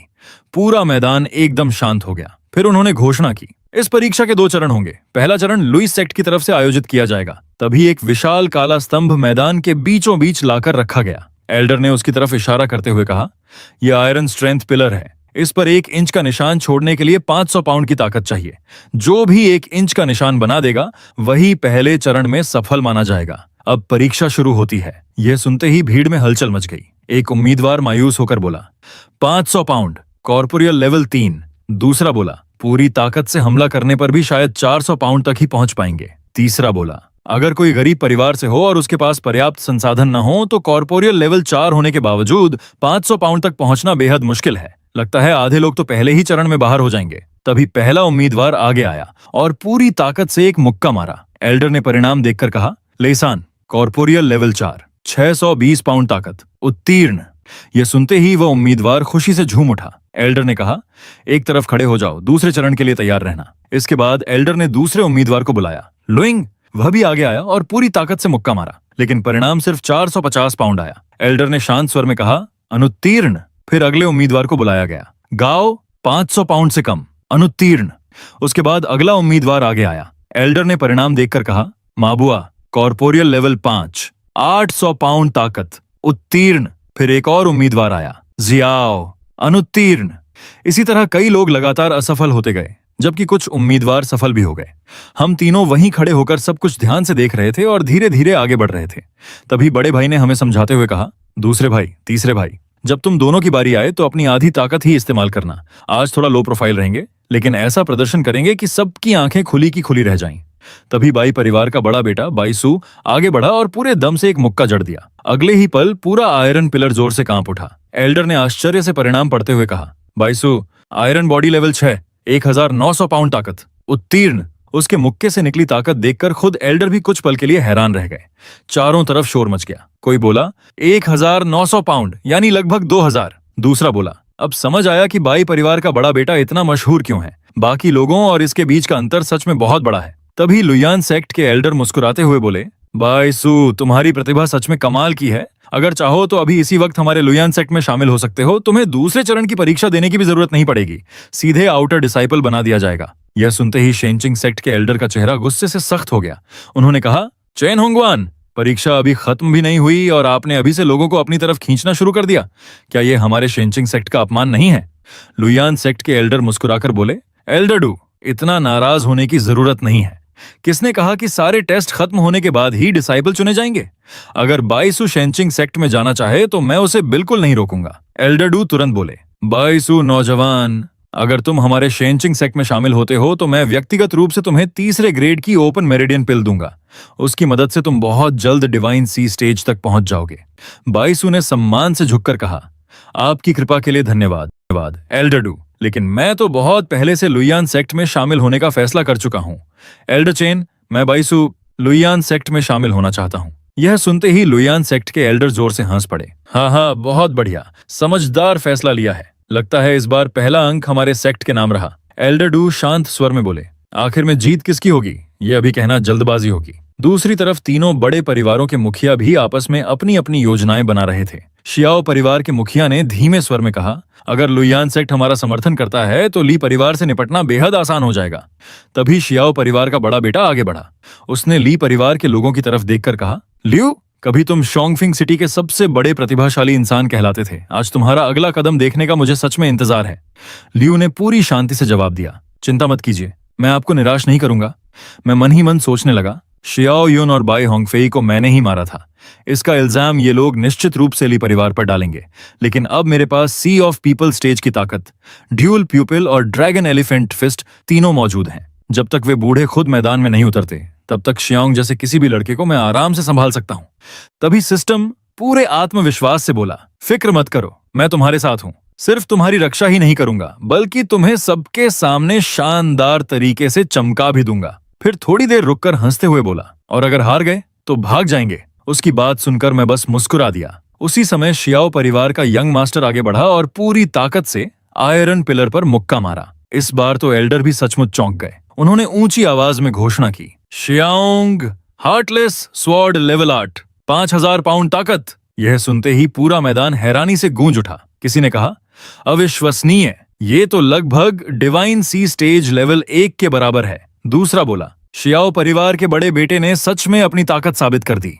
लुइयान सेक्ट के एल्डर संतुष्ट होकर बोले, बुरा नहीं, लेवल 8 पर 5000 पाउंड ताकत। शियांग, क्या तुम हमारे लुइयान सेक्ट में शामिल होना चाहोगे? शियांग ने सम्मान से झुककर कहा, एल्डर चेन, आपको मेरा प्रणाम। दूसरी तरफ यह सब देखकर शेंचिंग सेक्ट के एल्डर मन ही मन उदास हो गए। उन्होंने सोचा, एक समय था जब हमारा शेंचिंग सेक्ट पूरे क्षेत्र का गौरव था, और आज हाल ये है कि एक ढंग का डिसाइपल भी नहीं मिल रहा। तभी लुइयान सेक्ट के एल्डर ने ऊंची आवाज में घोषणा की, पहला चरण समाप्त हो चुका है, अब दूसरे चरण की परीक्षा शुरू होगी। तभी मैं आगे बढ़कर बोला, एक मिनट एल्डर चेन, हमारे लिए परिवार के कुछ सदस्य अभी तक परीक्षा ही नहीं दे पाए हैं। लुइयान सेक्ट के एल्डर ने मेरी तरफ देखकर तिरस्कार से कहा, हम एल्डर्स एक नजर में सब समझ जाते हैं, तुम लोग न्यूनतम मानक तक भी नहीं पहुंचते। यहां आकर खुद का मजाक बनाने की कोई जरूरत नहीं है। उनकी बात सुनते ही बाकी तीनों परिवारों के लोग जोर जोर से हंसने लगे। कोई बोला, हाँ हाँ, क्या तुम्हें इंसानों की भाषा समझ नहीं आती? एल्डर चेन तो बहुत सभ्यता से कह रहे हैं कि चुपचाप यहां से चले जाओ। दूसरा बोला, कुछ फासले सिर्फ बड़ी बड़ी बातें करने से कभी पूरे नहीं होते। ली परिवार अब पहले जैसा नहीं रहा। तभी एल्डर डू गंभीर आवाज में बोले, जरा तहजीब से बात कीजिए, परीक्षा के नियम सबके लिए बराबर हैं। जो भी उम्र की शर्त पूरी करता है उसे परीक्षा देने का पूरा अधिकार है। लेकिन लुइयान सेक्ट के एल्डर ने तुरंत जवाब दिया, पहले चरण की जिम्मेदारी हमारे लुइयान सेक्ट के पास है। यहाँ जो मैं कहूंगा वही नियम होगा। डू चिंगोंग, क्या तुम सच में इनके पक्ष में खड़े होना चाहते हो? यह सब सुनते ही सिस्टम भी गुस्से से तिलमिला उठा। उसने दांत पीसते हुए कहा, अगर मेरी जगह कोई और होता तो ये सब बिल्कुल भी बर्दाश्त नहीं करता। मुझे जाने दीजिए, मैं उसे एक अच्छा सबक सिखाना चाहता हूँ। मैंने सिस्टम का सिर पकड़कर कहा, अरे उसकी कोई जरूरत नहीं है, इतनी छोटी सी बात के लिए आपको खुद सामने आने की बिल्कुल जरूरत नहीं। तभी एल्डर डू बोला, लगता है तुम लोग लुओलान सेक्ट वाले शिंगोंग सिटी में हमेशा की तरह आज भी बहुत ज्यादा घमंडी हो। लुओलान सेक्ट के एल्डर ने ठंडी हंसी के साथ कहा, आज पुराने और नए दोनों हिसाब एक साथ क्लियर कर देंगे। एल्डर डू बोला, ठीक है, तो फिर थोड़ा वार्म अप हो जाए। इतना कहकर दोनों लड़ाई शुरू करने ही वाले थे कि तभी प्रिंस वहां एंटर हुआ। उसने मुस्कुराकर कहा, एल्डर चेन, आपकी रेपुटेशन सच में कमाल की है, एक बार देखकर बताइए क्या मैं योग्य हूं? तभी लुइस सेक्ट के एल्डर ने तुरंत कहा, आह, सिटी लॉर्ड फंग आ गए हैं। पहले आपका वेलकम न कर पाने के लिए क्षमा चाहता हूं, लेकिन सेक्ट का यह असेसमेंट सिटी लॉर्ड के अधिकार में नहीं आता। सिटी लॉर्ड ने शांत स्वर में कहा, मैं आज सिर्फ प्रिंसेस शियाओ के साथ सेक्ट के टेस्ट में आया हूं, बीच में दखल देने का मेरा कोई इरादा नहीं है। उसका नाम सुनते ही चारों तरफ हलचल मच गई। किसी ने हैरानी से कहा, प्रिंसेस शियाओ। दूसरा घबराकर बोला, लॉर्ड गु की सबसे प्यारी बेटी, क्या वह भी आज टेस्ट देने आई हैं? अब तो मामला सच में दिलचस्प होने वाला है। तभी दोनों एल्डर्स ने तुरंत सिर झुकाकर कहा, प्रणाम प्रिंसेस शियाओ। प्रिंसेस ने सबकी तरफ देखकर पूछा, तुम तीनों में ली चेन कौन है? तीनों फैमिली लीडर्स एकदम हैरान रह गए। उनके मन में एक ही सवाल था कि प्रिंसेस ली चेन को कैसे जानती हैं। एक लीडर मन ही मन बोला, कहीं ली चेन ने प्रिंसेस का अपमान तो नहीं कर दिया? अगर ऐसा है तो हमारी आधी परेशानी तो वैसे ही खत्म हो जाएगी। प्रिंसेस का अपमान करने पर लॉर्ड गो सिर्फ एक उंगली उठाकर पूरे ली परिवार को मिटा सकते हैं, उनका नामो निशान तक नहीं बचेगा। तभी दूसरे लीडर ने कहा, जरूरी नहीं कि बात वैसी ही हो। अगर वह सच में बदला लेने आई होती तो लॉर्ड गू के स्वभाव के हिसाब से ली परिवार अब तक खत्म हो चुका होता। तभी मैंने आगे बढ़कर कहा, मैं ही लाई चेन हूं। उसी समय मेरे पिता आगे आए और मुस्कुराते हुए बोले, शियाओ तुम तो अब बहुत बड़ी हो गई हो। आखिरी बार जब देखा था तब हर समय मिठाई वाले हॉथॉर्न के लिए जिद करती रहती थी। प्रिंसेस उन्हें देखते ही खुशी से खिल उठी और हंसते हुए बोली, हाँ हाँ, ये तो अंकल वेनकिंग हैं। उस दिन अगर आपने हमारे परिवार की जान न बचाई होती तो शायद आज हमारी मुलाकात ही नहीं होती। मेरे पिता ने पूछा, आज आपके पिता नहीं आए? ये सुनते ही हम सब पूरी तरह शॉक हो गए। मेरा दिमाग जैसे फ्रीज हो गया। मैंने मन ही मन कहा, 1 मिनट, मेरे पिता ने गू परिवार की जान बचाई थी? ये तो बहुत बड़ा खुलासा है। मेरे वो साधारण से बूढ़े पिता, उनके पास अभी भी कितने राज छिपे हुए हैं? असली मालिक की यादों में इसका जिक्र तक क्यों नहीं है? दूसरी तरफ बाई परिवार का लीडर भी गहरी सोच में डूब गया। उसने कहा, क्या ली वेनकिंग ने सच में लॉर्ड गुक की जान बचाई थी? शाओ परिवार के मुखिया ने गंभीर होकर कहा, यकीन करना मुश्किल है। अगर उनका रिश्ता सच में इतना गहरा है तो लाई परिवार को नुकसान पहुंचाना सीधा लॉर्ड गू का अपमान होगा। तीसरे लीडर ने कहा, यह अभी तय नहीं है। अगर ली वेनकिंग लॉर्ड गू के लिए सच में इतने खास होते तो आज उनकी हालत इतनी खराब क्यों होती? बाय परिवार के लीडर ने सिर हिलाकर कहा, बात तो सही है, फिलहाल देखते हैं आगे क्या होता है। प्रिंसेस ने विनम्रता से कहा, पिताजी राज्य के कामों में बहुत बिजी हैं, इसलिए खुद आकर आपका धन्यवाद नहीं कर सके। उम्मीद है आप बुरा नहीं मानेंगे। मेरे पिता हंसते हुए बोले, हाँ हाँ, आप बहुत सम्मान दे रही हैं। उस दिन मैंने तो बस थोड़ा सा हाथ बटाया था। सच कहूं, मुझे तो आपके महल से ही बहुत मदद मिली थी। तभी पिता की नजर मुझ पर पड़ी। वह तेजी से मेरे पास आए, मेरे सिर पर हल्की सी छपत लगाई और बोले, अरे शरारती लड़के, कब से क्या सोच रहा है? जाओ प्रिंसेस को प्रणाम करो। मैंने तुरंत सिर झुकाकर कहा, प्रणाम प्रिंसेस। प्रिंसेस ने मन ही मन सोचा, शियाओ कह रहे हैं, ये तो बड़ा डरपोक लग रहा है, इसे तो आसानी से डराया जा सकता है। उधर तीसरा ब्रदर मन ही मन खुद को रोकते हुए बोला, हंसना मत, बिल्कुल मत हंसना, नहीं तो दूसरा ब्रदर मेरी अच्छी खासी धुनाई कर। भी एल्डरडू बोला, प्रिंसेस काफी देर हो चुकी है, क्या आप टेस्ट शुरू करें? यंग मास्टर लोगों की बातें बाद में भी हो सकती हैं। प्रिंसेस ने सिर हिलाकर कहा, ठीक है, मैं सबसे पहले जाती हूँ, कोई दिक्कत है चैन? यह सुनकर लुइस सेक्ट के एल्डर के चेहरे पर हल्का सा गुस्सा दिखाई दिया। प्रिंसेस आगे बढ़ी और पूरे दम से उस स्टोन पर पंच मारा। पल भर में चारों तरफ तेज रोशनी फैल गई। एल्डर ने ऊंची आवाज में घोषणा की, princess Xiao, body reinforcement stage 9, result 6000 जिन। ये सुनते ही सभी लोग दंग रह गए। किसी ने रुक रुक कर कहा, 6000 जिन की ताकत सच में कमाल है। दूसरे ने कहा, लेकिन ब्लू सिल्वर के 8000 जिन के मुकाबले अभी भी थोड़ा कम है। लुइस सेक्ट के एल्डर ने मुस्कुराते हुए कहा, प्रिंसेस की टैलेंट सच में शानदार है। अगर आप चाहें तो मैं खुद आपको इनर डिसाइपल के लिए रेकमेंड कर सकता हूं। प्रिंसेस ने शांत मुस्कान के साथ कहा, यह मेरे लिए कोई बड़ी बात नहीं है। एल्डर चुन, आप जरूरत से ज्यादा तारीफ कर रहे हैं, अभी जल्दी करने की जरूरत नहीं है। इस असेसमेंट का दूसरा फेज अभी बाकी है। सभी स्टेजेस खत्म होने के बाद ही मैं तय करूंगी कि किस सेक्ट में ज्वाइन करूं। तो यही बात है एल्डर डू। ये सुनते ही उसका चेहरा थोड़ा तमतमा गया। लुइस सेक्ट के एल्डर ने तिरछी मुस्कान के साथ कहा, छोटी सी लड़की, क्या अपनी पहचान का फायदा उठाकर मुझे दबाव में डालना चाहती हो? एल्डर डू ने तुरंत कहा, हमारे शेनिंग सेक्ट में लड़कियों के लिए एक बेहद खास मार्शल आर्ट है। प्रिंसेस, अगर आपकी रुचि हो तो हमारे दरवाजे हमेशा आपके लिए खुले हैं। प्रिंसेस ने विनम्रता से कहा, धन्यवाद एल्डर डू। लुइस सेक्ट के एल्डर ने मुस्कुराकर कहा, शियाओ इस बात पर जरूर गंभीरता से विचार करेगी। फिर उसने ऊंची आवाज में कहा, निंगवा, इन्हें दिखा दो कि असली टैलेंट किसे कहते हैं। सबको पता चल जाना चाहिए कि सच्चा जीनियस कौन है। शिया ने सिर झुकाकर कहा, जैसा आपका आदेश। जैसे ही वह आगे बढ़ी, उसके कदमों के नीचे से बर्फ जमने लगी। ये नजारा देखकर आसपास के लोग हैरान रह गए। किसी ने कहा, देखो, पूरी जमीन बर्फ से ढक गई। लेजेंडरी आइस बॉडी सच में कमाल की है। दूसरे ने कहा, इसीलिए तो लुयान सेक्ट उसे देखते ही अपने साथ ले जाना चाहता था। ऐसी टैलेंट तो सीधे इनर डिसाइपल बनने लायक है। तभी एल्डर ने ऊंची आवाज में घोषणा की, ब्लू सिल्वर श्वे, बॉडी रीइंफोर्समेंट स्टेज 9, रिजल्ट 8000 जिन। ये सुनते ही भीड़ में हलचल मच गई। किसी ने आश्चर्य से कहा, वाह, 8000 जिन। दूसरा बोला, ये तो प्रिंसेस से भी 2000 जिन ज्यादा है। आइस बॉडी का पावर बूस्ट सच में गजब है। पास खड़ी एक लड़की बोली, अब शिंगोंग सिटी की युवा पीढ़ी में इसका पहला स्थान तय है। ब्लू सिल्वर शुए इस सम्मान की पूरी हकदार है। दूसरी तरफ वे तीनों मशहूर लीडर्स भी आपस में बात करने लगे। एक ने कहा, कोई हैरानी नहीं कि उसे शहर की सबसे बड़ी प्रतिभा कहा जाता है। आज ब्लू परिवार सच में गर्व महसूस कर सकता है। ब्लू परिवार के लीडर ने मुस्कुराकर कहा, आप लोग मेरी जरूरत से ज्यादा तारीफ कर रहे हैं। मेरी बेटी बस थोड़ी सी लकी रही। शिया हमारी तरफ देखकर बोली, तुम लोग अभी भी चाहो तो पीछे हट सकते हो, वरना बाद में 500 जिन भी नहीं उठा पाओगे और तब बहुत बेइज्जती होगी। ये सुनकर तीनों लीडर्स हंस पड़े। एक ने कहा, मिस ब्लू बिल्कुल सही कह रही हैं। कुछ परिवार अपनी औकात समझना ही नहीं चाहते। तभी तीसरे ब्रदर ने मेरी तरफ देखकर पूछा, भैया ये लोग किसकी बात कर रहे हैं ये? मैंने मुस्कुराकर कहा, याद रखना तीसरे भाई, जो कुत्ता सबसे ज्यादा भौंकता है वही सबसे कम काटता है। यह सुनकर प्रिंसेस भी हंस पड़ी। हाँ हाँ। तभी लुइस सेक्ट के एल्डर उठकर बोले, बस बहुत हुआ, अगर कुछ करना है तो जल्दी करो, सबका समय बर्बाद मत करो। मेरा तीसरा ब्रदर मिस ब्लू के पास गया और बोला, मिस ब्लू आपका रिजल्ट 8000 जिन था, है ना? उसने सिर हिलाकर कहा, हाँ क्यों? तीसरे ब्रदर ने मुस्कुराते हुए कहा, ओह तो फिर मैं भी एक बार ट्राई कर लेता हूँ, शायद आपसे थोड़ा ज्यादा हो जाए। इतना कहकर उसने अपनी ताकत दिखानी शुरू की। पल भर में उसके पूरे शरीर से गोल्डन ऑरा फैल गई। यह देखकर तीनों लीडर्स अपनी जगह से खड़े हो गए। बाई परिवार के लीडर ने हैरानी से कहा, बॉडी रीइंफोर्समेंट स्टेज 8, ये कैसे हो सकता है? शाओ परिवार के लीडर ने गहरी सांस लेते हुए कहा, ली परिवार ने अपनी असली ताकत वाकई कमाल के तरीके से छिपाकर रखी थी। अगले ही पल तीसरे ब्रदर ने पूरी ताकत से स्टोन पर जबरदस्त पंच मारा। एल्डर उसकी ताकत देखकर पसीना पसीना हो गए। कांपती आवाज में उन्होंने घोषणा की, लिशियन बॉडी रीइंफोर्समेंट स्टेज 8, रिजल्ट 20,000 जिन। यह सुनते ही पूरी भीड़ सन्न रह गई। किसी ने अविश्वास से कहा, 20,000 जिन। मिस ब्लू की आंखें पूरी तरह फैल गईं। उसने हैरानी से कहा, क्या ली परिवार ने क्या प्रकृति का नियम ही बदल दिया है? 20,000 जिन कैसे संभव है? मैं तो उस लेवल तक पहुंचने के लिए सीक्रेट टेक्निक का इस्तेमाल कर चुकी थी।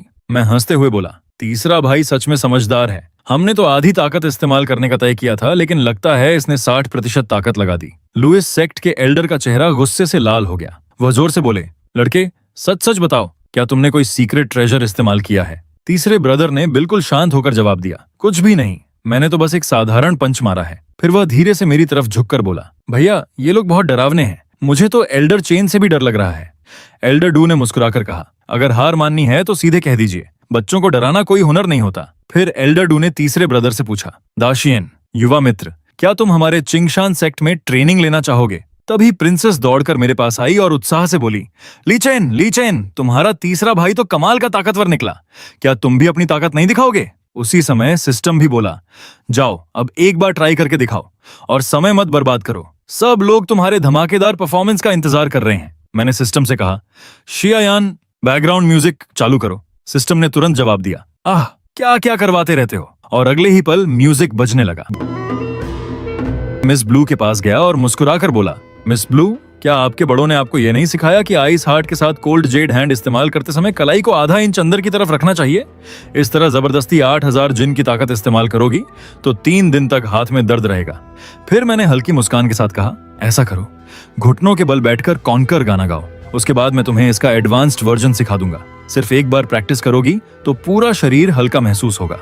मेरी बात सुनकर मिस ब्लू पूरी तरह चौंक गई। वह मन ही मन सोचने लगी, इस लड़के को यह सब कैसे पता चला? इतना कहकर मैं आराम से स्टोन की तरफ बढ़ गया। दूसरी तरफ एल्डर डूज मेरे तीसरे ब्रदर के पास आए और मुस्कुराकर बोले, अरे युवा मित्र, क्या तुम शेनिंग सेक्ट में ज्वाइन करना चाहोगे? मैं तुम्हें सीधे इनर डिसिप्लिन बना दूंगा। लेकिन मन ही मन वह सोच रहे थे, हाँ आखिरकार तुम मिल ही गए, जन्म से ही इतनी जबरदस्त ताकत। ए लड़के जल्दी मेरे पास आ जाओ। तभी लुइस सेक्ट के एल्डर ने व्यंग्य से कहा, इतने साल बीत गए फिर भी शेनिंग सेक्ट अभी तक इतनी कंजूस ही है। इतनी बड़ी टैलेंट को सिर्फ इनर डिसाइपल बनाओगे? अगर तुम लू युन सेक्ट में ज्वाइन करते हो तो ली परिवार के पुराने सारे अपराध माफ कर दिए जाएंगे। इतना ही नहीं, बहुत कम समय में तुम्हें कोर डिसिप्लिन भी बना दिया जाएगा। यह सुनते ही बाकी तीनों लीडर्स के चेहरों पर चिंता साफ दिखाई देने लगी। एक ने कहा, वह चाहे ली परिवार से हो लेकिन इतनी बड़ी टैलेंट को शेनिंग सेक्ट के हाथ नहीं जाने दे सकते। दूसरे ने कहा, अगर लियावा लुयुन सेक्ट का कोर डिसाइपल बन गया तो हमारी पूरी योजना बर्बाद हो जाएगी। सिर्फ योजना ही नहीं, ली परिवार भी पूरी तरह हमारे खिलाफ खड़ा हो सकता है।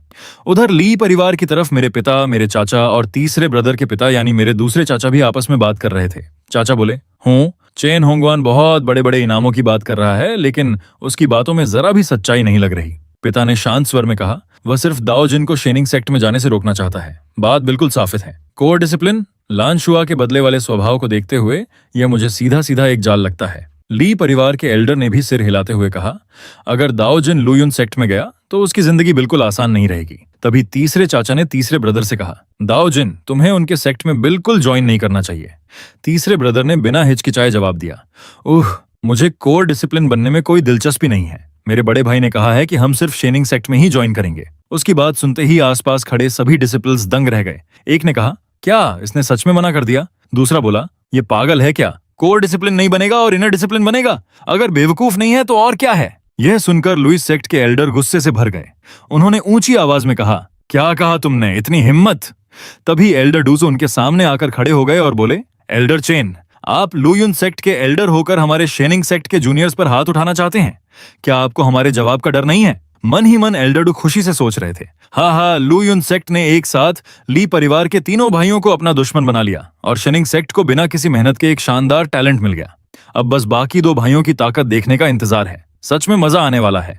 लुइस सेक्ट के एल्डर ने ठंडी आवाज में कहा, मुझे तो ये लड़का बस ठीक ठाक ही लगता है। जन्म से थोड़ा ताकतवर है, बस इतना ही। अगर लेना है तो ले जाओ। मैंने आगे बढ़कर कहा, एल्डर चेन, अब तक हमारे परिवार का परफॉर्मेंस देखकर संतुष्ट हुए, अब हमारी बारी है। तभी सिस्टम की आवाज गूंजी, सभी लोग थोड़ा पीछे हट जाएं। अब मेन कैरेक्टर और उसका बड़ा ब्रदर एक साथ अपनी ताकत दिखाने वाले हैं। जैसे ही मैंने अपनी ताकत दिखाई, तीनों लीडर्स फिर से सन्ने रह गए। एक ने अविश्वास से कहा, बॉडी रिफाइनमेंट लेवल 8। ली परिवार के तीनों भाई बॉडी रिफाइनमेंट लेवल 8 तक पहुंच चुके हैं। ये कैसे संभव है? शाओ परिवार के लीडर ने गहरी सांस लेकर कहा, ली परिवार इतने दिनों से अपनी असली ताकत छिपाकर बैठा था। वाकई बहुत चालाक निकले। तीनों लीडर्स के चेहरे उतर गए। उनमें से एक लगभग रोते हुए बोला, मैं ये मान ही नहीं सकता, ये जरूर कोई चाल है। दूसरा मायूस होकर बोला, मेरी बेटी के बदले की पूरी कहानी ही बेकार हो गई। तभी एल्डर ने मेरी तरफ देखकर घोषणा की, Li Chen, body refinement level 8, result 44,000 pound. मेरे तुरंत बाद बड़े ब्रदर ने भी टेस्ट दिया। एल्डर ने घोषणा की, Li Leo, body refinement level 8, result 23,000 pound. मैंने बड़े ब्रदर की तरफ देखकर हंसते हुए कहा, बड़े भाई, ये तो ठीक नहीं हुआ। इतनी शानदार एंट्री ली और आखिर में सिर्फ 23,000 पाउंड। बड़े ब्रदर मुस्कुराए और बोले, दूसरे भाई, मैं जानता हूं कि आपको स्पॉटलाइट पसंद नहीं है, इसलिए इस बार मौका आप लोगों को दे दिया। मैंने मन ही मन सोचा, बड़े भाई हमेशा लो प्रोफाइल रहना पसंद करते हैं और उनका यही लो प्रोफाइल रहना सबसे बड़ा शो ऑफ है। बड़े भाई, आपकी चाल में तो मैं भी लगभग फंस गया था। बड़े ब्रदर ने मेरी तरफ देखकर कहा, दूसरे भाई, अब स्टेज आपका है, जितना चाहो सबको दिखा दो। भीड़ में खड़ा एक व्यक्ति हंसकर बोला, धत, सबसे छोटा भाई तो मेरे ठीक पास खड़ा है, 666। ली परिवार के तीनों भाई सच में मॉन्स्टर हैं। दूसरा बोला, बॉडी रिफाइनमेंट में 44,000 पाउंड की ताकत, इन्हें मॉन्स्टर नहीं कहेंगे तो किसे कहेंगे? एक और व्यक्ति हंसते हुए बोला, देखो, लुयुन सेक्ट के एल्डर का चेहरा तो पूरा काला पड़ गया है। हाँ, अपने ही हाथों तीनों टैलेंटेड डिसाइपल्स को शेनिंग सेक्ट के हवाले कर दिया। अब तो जरूर पछता रहे होंगे। इसके बाद हम तीनों दौड़ते हुए एल्डरडू के पास पहुंचे। वह जोर से हंसते हुए बोले, हाँ, धन्यवाद एल्डर चेन। शेनिंग सेक्ट को बिना किसी मेहनत के 3 शानदार डिसाइपल्स मिल गए। प्रिंसेस और ली परिवार का रिश्ता देखकर तो लगता है कि वह भी हमारे सेक्ट में ही ज्वाइन करेंगी। इस बार तो सच में जैकपॉट लग गया। हमारी किस्मत पूरी तरह चमक गई। एल्डरडूस मन ही मन सपने देखने लगे और खुशी से सोचने लगे, वापस लौटते ही सेक्ट लीडर मुझे निश्चित रूप से बेस्ट रिक्रूटर अवार्ड देंगे। फिर उन्होंने मुस्कुराकर कहा, अगर तुम तीनों शेंचिंग सेक्ट में ज्वाइन करते हो तो मैं तुम्हारे लिए कुछ एक्स्ट्रा रिवॉर्ड्स की भी सिफारिश कर सकता हूँ। लाओ ने सिर झुकाकर कहा, हम तीनों भाई शेंचिंग सेक्ट में ज्वाइन करने के लिए तैयार हैं। एल्डरडू, आगे भी हमारा मार्गदर्शन कीजिएगा। एल्डरडू जोर से हंस पड़े, हाँ, बहुत बढ़िया। तभी प्रिंसेस मेरे पास आई और मुस्कुराकर बोली, तुम लोगों ने कमाल कर दिया, लेकिन अभी भी सब कुछ ध्यान से ऑब्जर्व करना होगा। फिर उसने एल्डरडू की तरफ देखकर कहा, मैं भी शेंचिंग सेक्ट में ज्वाइन कर रही हूँ। एल्डरडू ने खुशी से कहा, बहुत अच्छा, शेंचिंग सेक्ट प्रिंसेस शियाओ का दिल से स्वागत करता है। यह सुनकर हम दोनों हंस पड़े। हाँ। हमें हंसते देखकर एल्डर चेन ने मन ही मन दांत पीसते हुए कहा, ली चेन, आज तुमने सबके सामने मेरा अपमान किया है। इंतजार करना, इसका हिसाब मैं जरूर चुकाऊंगा। तभी एल्डरडू ने एक फॉर्मेशन तैयार किया और ऊंची आवाज में घोषणा की, अब शेंचिंग सेक्ट की दूसरी परीक्षा शुरू होगी, प्रेशर एंड्योरेंस टेस्ट। नियम बहुत आसान है। जब तक ये इंसेंस पूरी तरह जलकर खत्म नहीं हो जाती, तब तक जो भी इस फॉर्मेशन के अंदर टिके रहेगा वही पास माना जाएगा। यह सुनते ही सभी सफल प्रतिभागी फॉर्मेशन के अंदर जाकर बैठ गए। कुछ ही देर में कई लोग एक एक करके हार मानकर बाहर निकलने लगे। मैं मन ही मन सोच रहा था, ओह ये फॉर्मेशन सच में प्रेशर को अब्सॉर्ब करता है। ये मौका तो मेरे लिए बिल्कुल परफेक्ट है। आखिर मेरे पास 9th ग्रेड गोल्डन पिल है। दूसरी तरफ इंसेंस धीरे धीरे जल रही थी। तभी अचानक एक प्रतिभागी ने खून की उल्टी की और उड़कर फॉर्मेशन के बाहर जा गिरा। एल्डरडू ने शांत स्वर में कहा, पहला फेल। तभी सभी को एक अजीब सी आवाज सुनाई दी। दो लोग हैरान होकर बोले, यह आवाज कैसी है? उधर लगभग सभी लोग थककर चूर हो चुके थे, जबकि मैं आराम से सो रहा था। एक व्यक्ति ने हैरानी से कहा, यह फॉर्मेशन तो हम सबकी पूरी ताकत निचोड़ रहा है और ये आदमी अंदर आराम से सो रहा है। दूसरे ने मेरी तरफ देखकर कहा, क्या ये तो पूरा मॉन्स्टर है। इतना कहकर वे दोनों भी हार मानकर टेस्ट छोड़कर बाहर निकल गए। कुछ समय बाद इंसेंस पूरी तरह जलकर खत्म हो गई।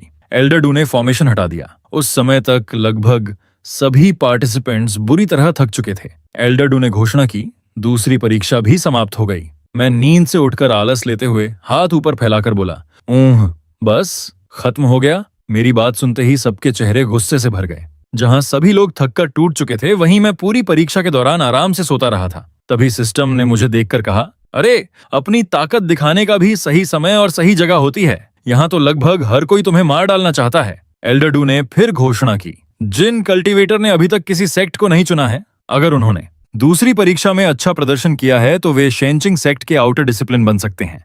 और जो प्रेशर सहने के बावजूद गंभीर रूप से घायल हो गए हैं, उन्हें शुरुआत में चोर्स डिसाइपल के रूप में ज्वाइन करना होगा। एल्डर चेन ने भी कहा, लुइस सेक्ट में भी यही नियम लागू होता है। एल्डरडू मुस्कुराकर बोले, असल टैलेंट्स तो पहले ही चुन लिए गए हैं, अब सिर्फ बाकी लोग बचे हैं। इसके बाद हम सब हंसते हुए वहां से निकल गए।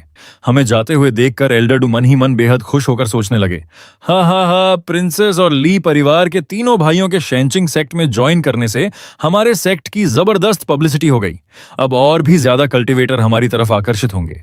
फिर उन्होंने सभी को पिल्स देते हुए कहा, लो ये हीलिंग पिल्स हैं, तुम्हें 3 दिन का समय दिया जाता है। घर जाकर अपने परिवार से विदा ले लो। 3 दिन बाद फिर यहीं लौट आना। उसके बाद मैं तुम सबको साथ लेकर शेंचिंग सेक्ट जाऊंगा। सभी ने सम्मान से सिर झुकाकर कहा, धन्यवाद एल्डरडू। दूसरी तरफ मेरे चाचा, मेरे दूसरे चाचा और सिटी लॉर्ड आपस में बातचीत कर रहे थे, जबकि पास ही बाकी तीनों लीडर्स गुस्से में बहस कर रहे थे। बाई परिवार के लीडर ने झुंझलाकर कहा, धत्त, अब तो फंग हयान की चेतावनी भी आ चुकी है। ली परिवार के तीनों भाई अब शेंचिंग सेक्ट के सदस्य बन चुके हैं। ऊपर से फंग हयान भी उनकी सुरक्षा कर रहा है, इसलिए अभी ली परिवार के खिलाफ कुछ करना संभव नहीं है। तभी ब्लू परिवार के लीडर ने ठंडी आवाज में कहा, शेंचिंग सेक्ट दिन ब दिन कमजोर होता जा रहा है। एक दिन लुई च्यून सेक्ट उसे पूरी तरह निगल जाएगा। बदला बाद में भी लिया जा सकता है। दूसरी तरफ पूरे शहर में हर जगह इसी परीक्षा की चर्चा हो रही थी। एक व्यक्ति बोला, अरे सुना क्या, इस बार की परीक्षा में ली परिवार ने टॉप तीनों रैंक अपने नाम कर लिए। मैं खुद वहां मौजूद था। तुम सोच भी नहीं सकते क्या हुआ। पहले ली ल्यू ने 20,000 से ज्यादा स्कोर करके सबको चौंका दिया, लेकिन उसके बाद ली चेन ने उस स्कोर को बहुत पीछे छोड़ दिया। दूसरा बोला, हाँ, सबसे हैरान करने वाली बात तो ली चेन था। सबको लगता था कि ली ल्यू ही शिंगफंग सिटी का सबसे बड़ा जीनियस है, लेकिन ली चेन ने 40,000 से भी ज्यादा स्कोर कर दिया। ये सारी बातें सुनकर तीसरे ब्रदर ने हैरानी से कहा, ये कैसी लेजेंड बन गई। तभी मेरे पिता गर्व से मुस्कुराए और बोले, सुना, अब पूरा शहर ली परिवार के 3 ड्रैगन्स की ही बात कर रहा है, और ये होना भी चाहिए। आखिर वे मेरे बेटे हैं, इसका पूरा क्रेडिट तो मुझे ही मिलना चाहिए। फिर उन्होंने मुझे एक पिल देते हुए कहा, लो ये 4th ग्रेड ड्रैगन ब्लड पिल है। इससे तुम्हारी ताकत और ब्लड दोनों बढ़ेंगे, साथ ही तुम्हारा शरीर और भी मजबूत होगा। यह फैमिली हेड और सभी एल्डर्स की तरफ से तुम तीनों भाइयों के लिए इनाम है। और आज रात हमारे परिवार में भव्य फीस्ट रखी गई है। ली परिवार के 3 ड्रैगन्स की शानदार उपलब्धि का जश्न पूरे परिवार के साथ मनाया जाएगा। लेकिन मैंने पिताजी से कहा, पिताजी इतना एक्साइटेड मत होइए, पहले मुझे एक बात बताइए। हम तो फैमिली फीस्ट कर रहे हैं, लेकिन वह लड़की हमेशा मेरे साथ ही क्यों रहती है? आपका लॉर्ड गो से रिश्ता कैसे बना? आखिर आप दोनों का कनेक्शन क्या है? पिताजी हल्का सा मुस्कुराए और बोले, सब कुछ उस विद्रोह के समय शुरू हुआ था। ज्ञान दुश्मन राज्य की सेना के हमले में बुरी तरह घायल हो गए थे। वह और लेडी गो दोनों सड़क किनारे बेहोश पड़े थे। मैं और तुम्हारी माँ उन्हें बचाकर अपने घर ले आए। उस समय हमें बिल्कुल नहीं पता था कि वह एक प्रिंस हैं। तुम्हारी माँ ने उनकी और लेडी गुता की पूरी देखभाल की। धीरे धीरे दोनों ठीक हो गए और वहीं से हमारी दोस्ती की शुरुआत हुई। फिर हंसते हुए बोले, हाँ हाँ हाँ। तभी लॉर्ड गु मुस्कुराकर बोले, भाई ली, किस्मत ने कितना शानदार खेल खेला, है ना? मेरे पिता ने कहा, भाई अब तुम्हारे घाव लगभग ठीक हो चुके हैं, है ना? लेडी ली मुस्कुराई और बोली, देखते देखते कई महीने बीत गए। पिताजी ने आगे कहा, एक दिन मैं और गुयान चौंग साथ बैठकर शराब पी रहे थे। उसी नशे में हमने एक वादा किया, अगर हमारी पत्नियों के यहाँ एक ही लिंग के बच्चे पैदा हुए तो वे भाई बहन बनेंगे, लेकिन अगर एक बेटा और एक बेटी हुई तो उनकी शादी करवा देंगे। ये सुनते ही मैं जैसे आसमान से गिर पड़ा। मैंने हैरानी से कहा, क्या आपने क्या कहा? तो वही मेरी मंगेतर है। बड़ा ब्रदर जोर से हंस पड़ा। हाँ हाँ हाँ, अब समझ आया कि प्रिंसेस शियाओ सबसे पहले लिली चेन को ही क्यों ढूंढ रही थी। तीसरा ब्रदर भी हंसते हुए बोला, हाँ हाँ हाँ, तो प्रिंसेस शियाओ ही मेरी दूसरी भाभी बनने वाली हैं। इतना कहकर दोनों शरारती मुस्कान देने लगे। तीसरे ब्रदर ने मुझे छेड़ते हुए कहा, दूसरे भाई, आपकी तो लड़कियों वाली किस्मत सच में कमाल है। दूसरी भाभी क्या मुझे रोज नाश्ता भी खिलाएंगी? मैंने झल्ला कर कहा, बस करो तुम लोग। तभी पिताजी ने डांटते हुए कहा, तुम दोनों जरा धीरे बोलो, प्रिंसेस की प्रतिष्ठा खराब मत करो। प्रिंस हमारी जान बचाने का एहसान चुकाना चाहते थे। उन्होंने लिया परिवार की बहुत मदद भी की थी, लेकिन सालों साल उन्होंने अनगिनत दुश्मन बना लिए थे। हमारे परिवार को खतरे में न डालने के लिए ही वह जानबूझकर हमसे दूर रहे। मैं तो यही समझता था कि नशे में किया गया वह वादा प्रिंस भी मेरी तरह सिर्फ मजाक ही मानते होंगे। पिताजी ने गहरी सांस लेते हुए कहा, लेकिन आज प्रिंसेस शियाओ खुद यहाँ आई हैं। वह सिर्फ सेक्ट के टेस्ट के लिए नहीं आई। तीसरे ब्रदर ने कहा, कहीं वह लेनिन शुआ की तरह सगाई तोड़ने तो नहीं आई हैं? पिताजी ने सिर हिलाकर कहा, दावा सही कह रहा है। प्रिंसेस शियाओ शायद इसी वजह से आई हैं। आखिर वह प्रिंस की बेटी हैं और तुम्हारे तथा उनके बीच जमीन आसमान का अंतर है। चेन, खुद को मानसिक रूप से तैयार कर लो। मैंने नहीं सोचा था कि तुम भी इतने बदकिस्मत निकलोगे। तभी सिस्टम मेरा मजाक उड़ाते हुए बोला, एक और टूटी हुई सगाई? कोई बात नहीं। मैंने कंधे उचकाते हुए कहा, यह कोई बड़ी बात नहीं है। मैंने उसे पहले कभी देखा भी नहीं था। उसके लिए मेरे मन में कोई भावना भी नहीं है, इसलिए इसे यहीं छोड़ दो। वैसे भी अब मुझे कोई और पसंद है। दूसरी तरफ मेरे चाचा यानी ली परिवार के लीडर प्रिंसेस से बोले, शियाओ सिटी लॉर्ड शाओ चोंग और ली परिवार ने शानदार टी स्नैक्स तैयार करवाए हैं, कृपया उनका आनंद लीजिए। तभी प्रिंसेस के अंकल उनके पास आए और धीरे से बोले, प्रिंसेस, क्या मैं ली चेन वाली बात ली परिवार से करूं? प्रिंसेस ने शांत स्वर में कहा, अंकल शाओ, इतनी जल्दी करने की जरूरत नहीं है। हमारे पास अभी 3 दिन है, अभी काफी समय बाकी है। उनके अंकल मन ही मन सोचने लगे, प्रिंसेस शियाओ अब उलझन में है। पहले तो वही सगाई तोड़ना चाहती थीं, इसी वजह से वह टेस्ट का बहाना बनाकर शिंगफंग सिटी आई थीं। नहीं तो प्रिंस गू के सिर्फ एक आदेश पर वह सीधे सेक्ट चली जाती। तभी प्रिंसेस उठी और मुस्कुराकर बोली, मैं पहली बार शिंगोंग सिटी आई हूँ। मैं शहर थोड़ा घूमना चाहती हूँ। अंकल वेनकिंग, क्या ली चेन मेरे साथ शहर घुमा सकते हैं? यह सुनते ही मैं पूरी तरह चौंक गया। तभी सिस्टम फिर से मेरा मजाक उड़ाते हुए बोला, अब आएगा असली क्लासिक फेस स्लैप मोमेंट। नदी के इस पार 30 साल, उस पार 30 साल। तुम्हारा गरीब और कमजोर दौर खत्म हो चुका है, अब तैयार हो जाओ। मैंने झुंझलाकर कहा, चुप रहो। पिताजी हंसते हुए बोले, हाँ हाँ हाँ, बहुत बढ़िया। चेन बचपन से ही बाहर घूमना पसंद करता है। शिंगफेंग सिटी का शायद ही कोई कोना होगा जिसे वह न जानता हो। ये स्नैक्स साथ ले जाओ और प्रिंसेस को पूरा शहर घुमा कर लाओ। मैं मन ही मन सोचने लगा, ये तो बिल्कुल वैसा नहीं हो रहा जैसा मैंने सोचा था। मेन हॉल में तो सगाई टूटने की बात होनी चाहिए थी। यह अचानक शॉपिंग डेट कैसे बन गई? तभी सिस्टम बोला, मिशन अपडेट, पहला चरण पूरा, संकट सफलतापूर्वक समाप्त। दूसरा चरण, प्रिंसेस को शॉपिंग पर ले जाओ। मैंने सिर पकड़कर कहा, तुम आखिर बेकार सिस्टम हो या रोमांस सिस्टम? अगले ही पल हम दोनों साथ साथ शहर में चलते हुए दिखाई दिए। प्रिंसेस ने मेरी तरफ देखकर पूछा, क्या तुम्हें पता है कि मैं तुमसे मिलने क्यों आई हूं? मैंने बिना झिझक जवाब दिया, बिल्कुल, सगाई तोड़ने के लिए। सिस्टम खुशी से उछल पड़ा और बोला, आखिरकार मेन टॉपिक शुरू, अब ब्रेकअप सीन का इंतजार है। प्रिंसेस ने सिर हिलाकर कहा, हाँ बिल्कुल, मैं ली परिवार इसी शादी को खत्म करने आई हूँ। मैंने शांत स्वर में कहा, ठीक है, मैं तैयार हूँ। प्रिंसेस एक पल के लिए पूरी तरह चौंक गई। उसने अविश्वास से पूछा, क्या तुम इतनी आसानी से मान गए? एक पल के लिए भी तुमने झिझक नहीं दिखाई? प्रिंसेस मन ही मन सोचने लगी, उफ, मैं खुद रिश्ता तोड़ने आई हूँ और इस लड़के ने जरा सी भी रिएक्शन नहीं दी। इससे तो मेरी ही इज्जत चली जाएगी। फिर चलते चलते उसने मेरी तरफ देखा और बोली, आज रात तुम मेरे साथ शॉपिंग पर चलोगे? इसके बाद रात के शिंगफेंग सिटी का खूबसूरत नजारा दिखाई दिया। चारों तरफ रंग बिरंगी लालटेनें चमक रही थीं। प्रिंसेस हर तरफ देखते हुए उत्साह से बोली, वाह। तभी एक राहगीर ने उसे देखकर कहा, देखो वह लड़की कितनी खूबसूरत है। उसके साथ वाले ने मेरी तरफ देखकर कहा, लेकिन उसके साथ वाला लड़का तो बड़ा सीधा साधा लग रहा है। पहला व्यक्ति हंसकर बोला, तुम समझे नहीं, वे दोनों कपल हैं। जिसे दिल से पसंद करते हैं उसके साथ ऐसे ही घूमते हैं। तभी प्रिंसेस एक दुकान से एक प्यारी सी डॉल उठाकर बोली, देखो ये कैसी है, क्यूट है ना? मैंने मुस्कुराकर जवाब दिया, हाँ, लेकिन तुम इससे भी ज्यादा खूबसूरत हो।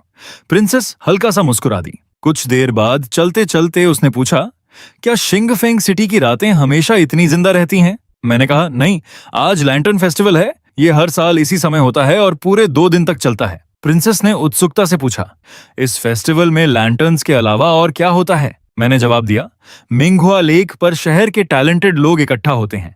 वहां पोएट्री रिसाइटल, कंपटीशन और आपस में विचारों का आदान प्रदान होता है। प्रिंसेस की आंखें चमक उठीं। उसने कहा, चलो मिंघुआ लेक चलते हैं। मैं खुद देखना चाहती हूं कि शिंगोंग सिटी के लोग आखिर कितने प्रतिभाशाली हैं। मैंने सिर हिलाकर कहा, ठीक है, चलिए। वहां पहुंचने पर एक नाविक मुस्कुराकर बोला, हाँ हाँ हाँ, नमस्कार आप दोनों का। मेरा नाम वांग गैंग है। मैं यहाँ काम करता हूँ। क्या मैं आपकी कोई मदद कर सकता हूँ? प्रिंसेस ने कहा, हमें लेक में जाने के लिए एक छोटी बोट चाहिए। कितने स्पिरिट स्टोन देने होंगे? जो भी कीमत हो बता दीजिए। नाविक ने विनम्रता से कहा, यहाँ विद्वानों की सभा होती है, इसलिए बोट के लिए स्पिरिट स्टोन नहीं लिए जाते। लेकिन बोट पाने के लिए पहले आपको एक कविता लिखनी होगी। वह कविता पहले हमारे मालिक को पसंद आनी चाहिए। अगर कविता अच्छी हुई तभी आपको बोट मिलेगी। प्रिंसेस ने मुस्कुराकर मेरी तरफ देखा और बोली, लगता है अब अपनी पोएट्री टैलेंट दिखाने की बारी आपकी है यंग मास्टर। तो उसकी बात सुनते ही मेरे चेहरे पर अजीब सा भाव आ गया। मैंने मन ही मन कहा, उफ, फिर से शुरू हो गया। फिर कविता लिखनी पड़ेगी। पिछली बार तो किसी तरह शुई वाली कविता कॉपी करके बच गया था। इस बार वही दोबारा नहीं चला सकता। तभी सिस्टम प्रकट हुआ और हंसते हुए बोला, आहा हा सीजर, अब तुम्हारी टैलेंट दिखाने का सही मौका है। चलो अपने ड्रीम टैलेंट का जलवा दिखाओ। तभी एक बुजुर्ग व्यक्ति मुझे पहचान कर आगे आया और बोला, अरे यंग मास्टर, मैंने आपको पहचान लिया। मैं युनलन हूँ। गांजी यहाँ नया है, इसलिए कुछ नहीं जानता। कृपया उसकी बात का बुरा मत मानिए। गैंगजी, जल्दी से यंग मास्टर और प्रिंसेस के लिए सबसे अच्छी बोट तैयार करो। यहाँ का इंतजाम मैं देखता हूँ। फिर उसने मुस्कुराकर कहा, तुम तो हमेशा शोई यू गे वाली कविता की बात करते थे। वह कविता यंग मास्टर ने खुद लिखी थी। अब भी कोई शक है?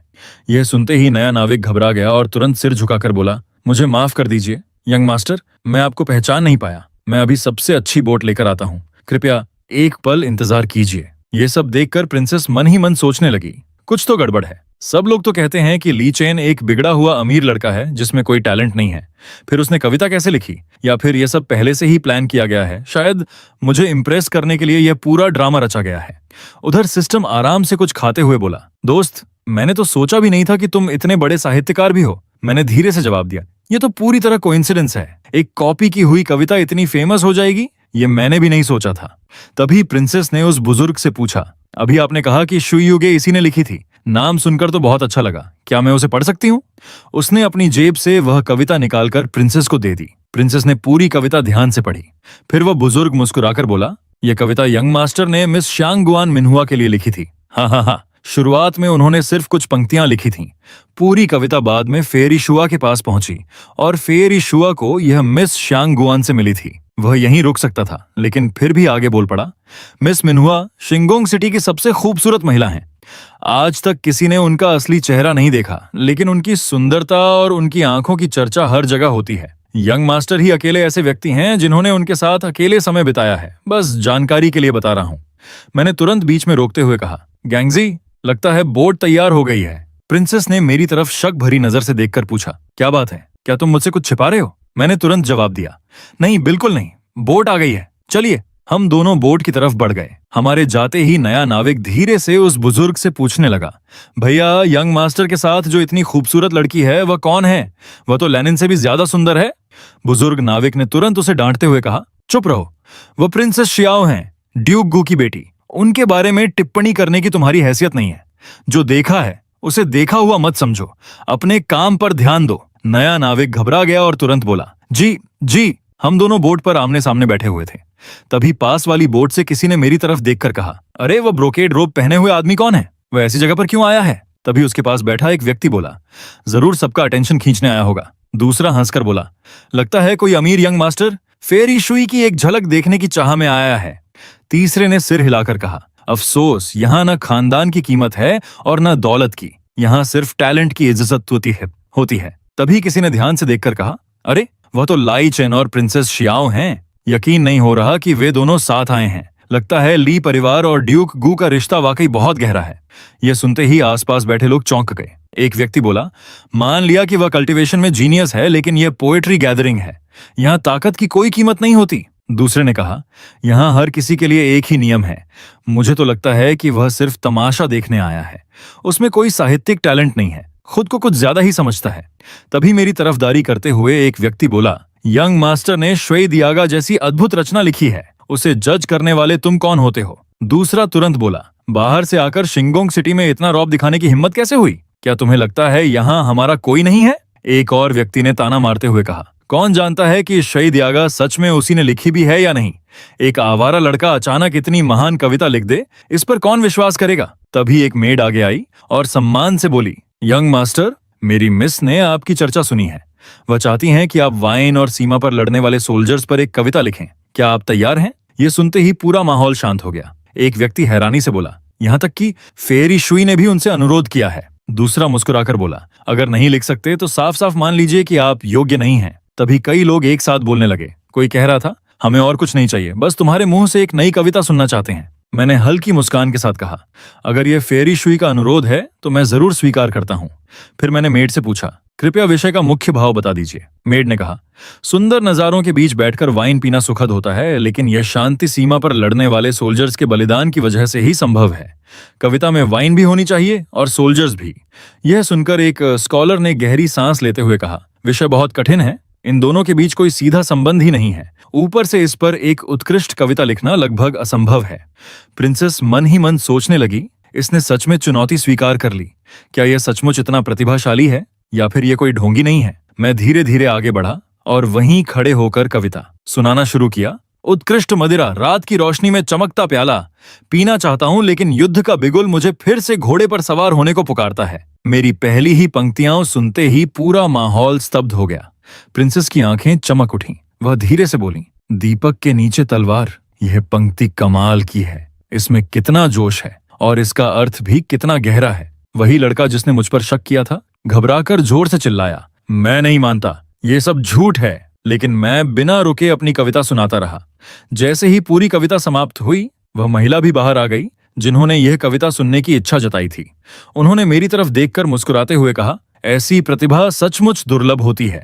ये वास्तव में एक अद्भुत कविता है। कुछ देर पहले मेरा मजाक उड़ाने वाला वही लड़का भी सिर झुकाकर बोला, वह सच में असाधारण है। तभी सिस्टम खुशी से बोला, वाह होस्ट, आज तो आपने सच में कमाल कर दिया।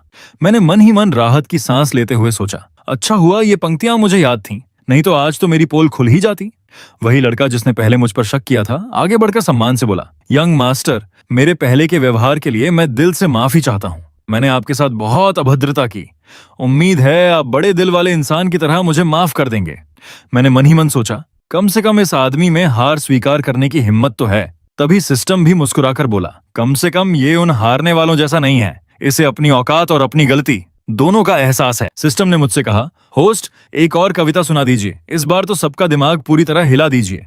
तभी वह लड़का जिसने कुछ देर पहले माफी मांगी थी सबकी तरफ देखकर बोला, अरे अभी कुछ देर पहले तक तो तुम सब बहुत बातें कर रहे थे, अब अचानक सब इतने शांत क्यों हो गए? यह सुनकर प्रिंसेस भी मन ही मन सोचने लगी, ये कविता सच में भव्य और बेहद दमदार है। इसमें वीरता भी है और गहरा दर्द भी। आखिर ली चेन के अंदर और कितने राज छिपे हुए हैं। अब तो मुझे उस टूटी हुई सगाई पर भी यकीन नहीं रहा। तभी अंदर से वह लड़की बाहर आई जिसने मुझसे कविता सुनाने के लिए कहा था। उसे देखते ही आसपास मौजूद सभी लोग दंग रह गए। एक और इतनी खूबसूरत लड़की, लेकिन मैंने उसे देखकर कोई खास रिएक्शन नहीं दिया।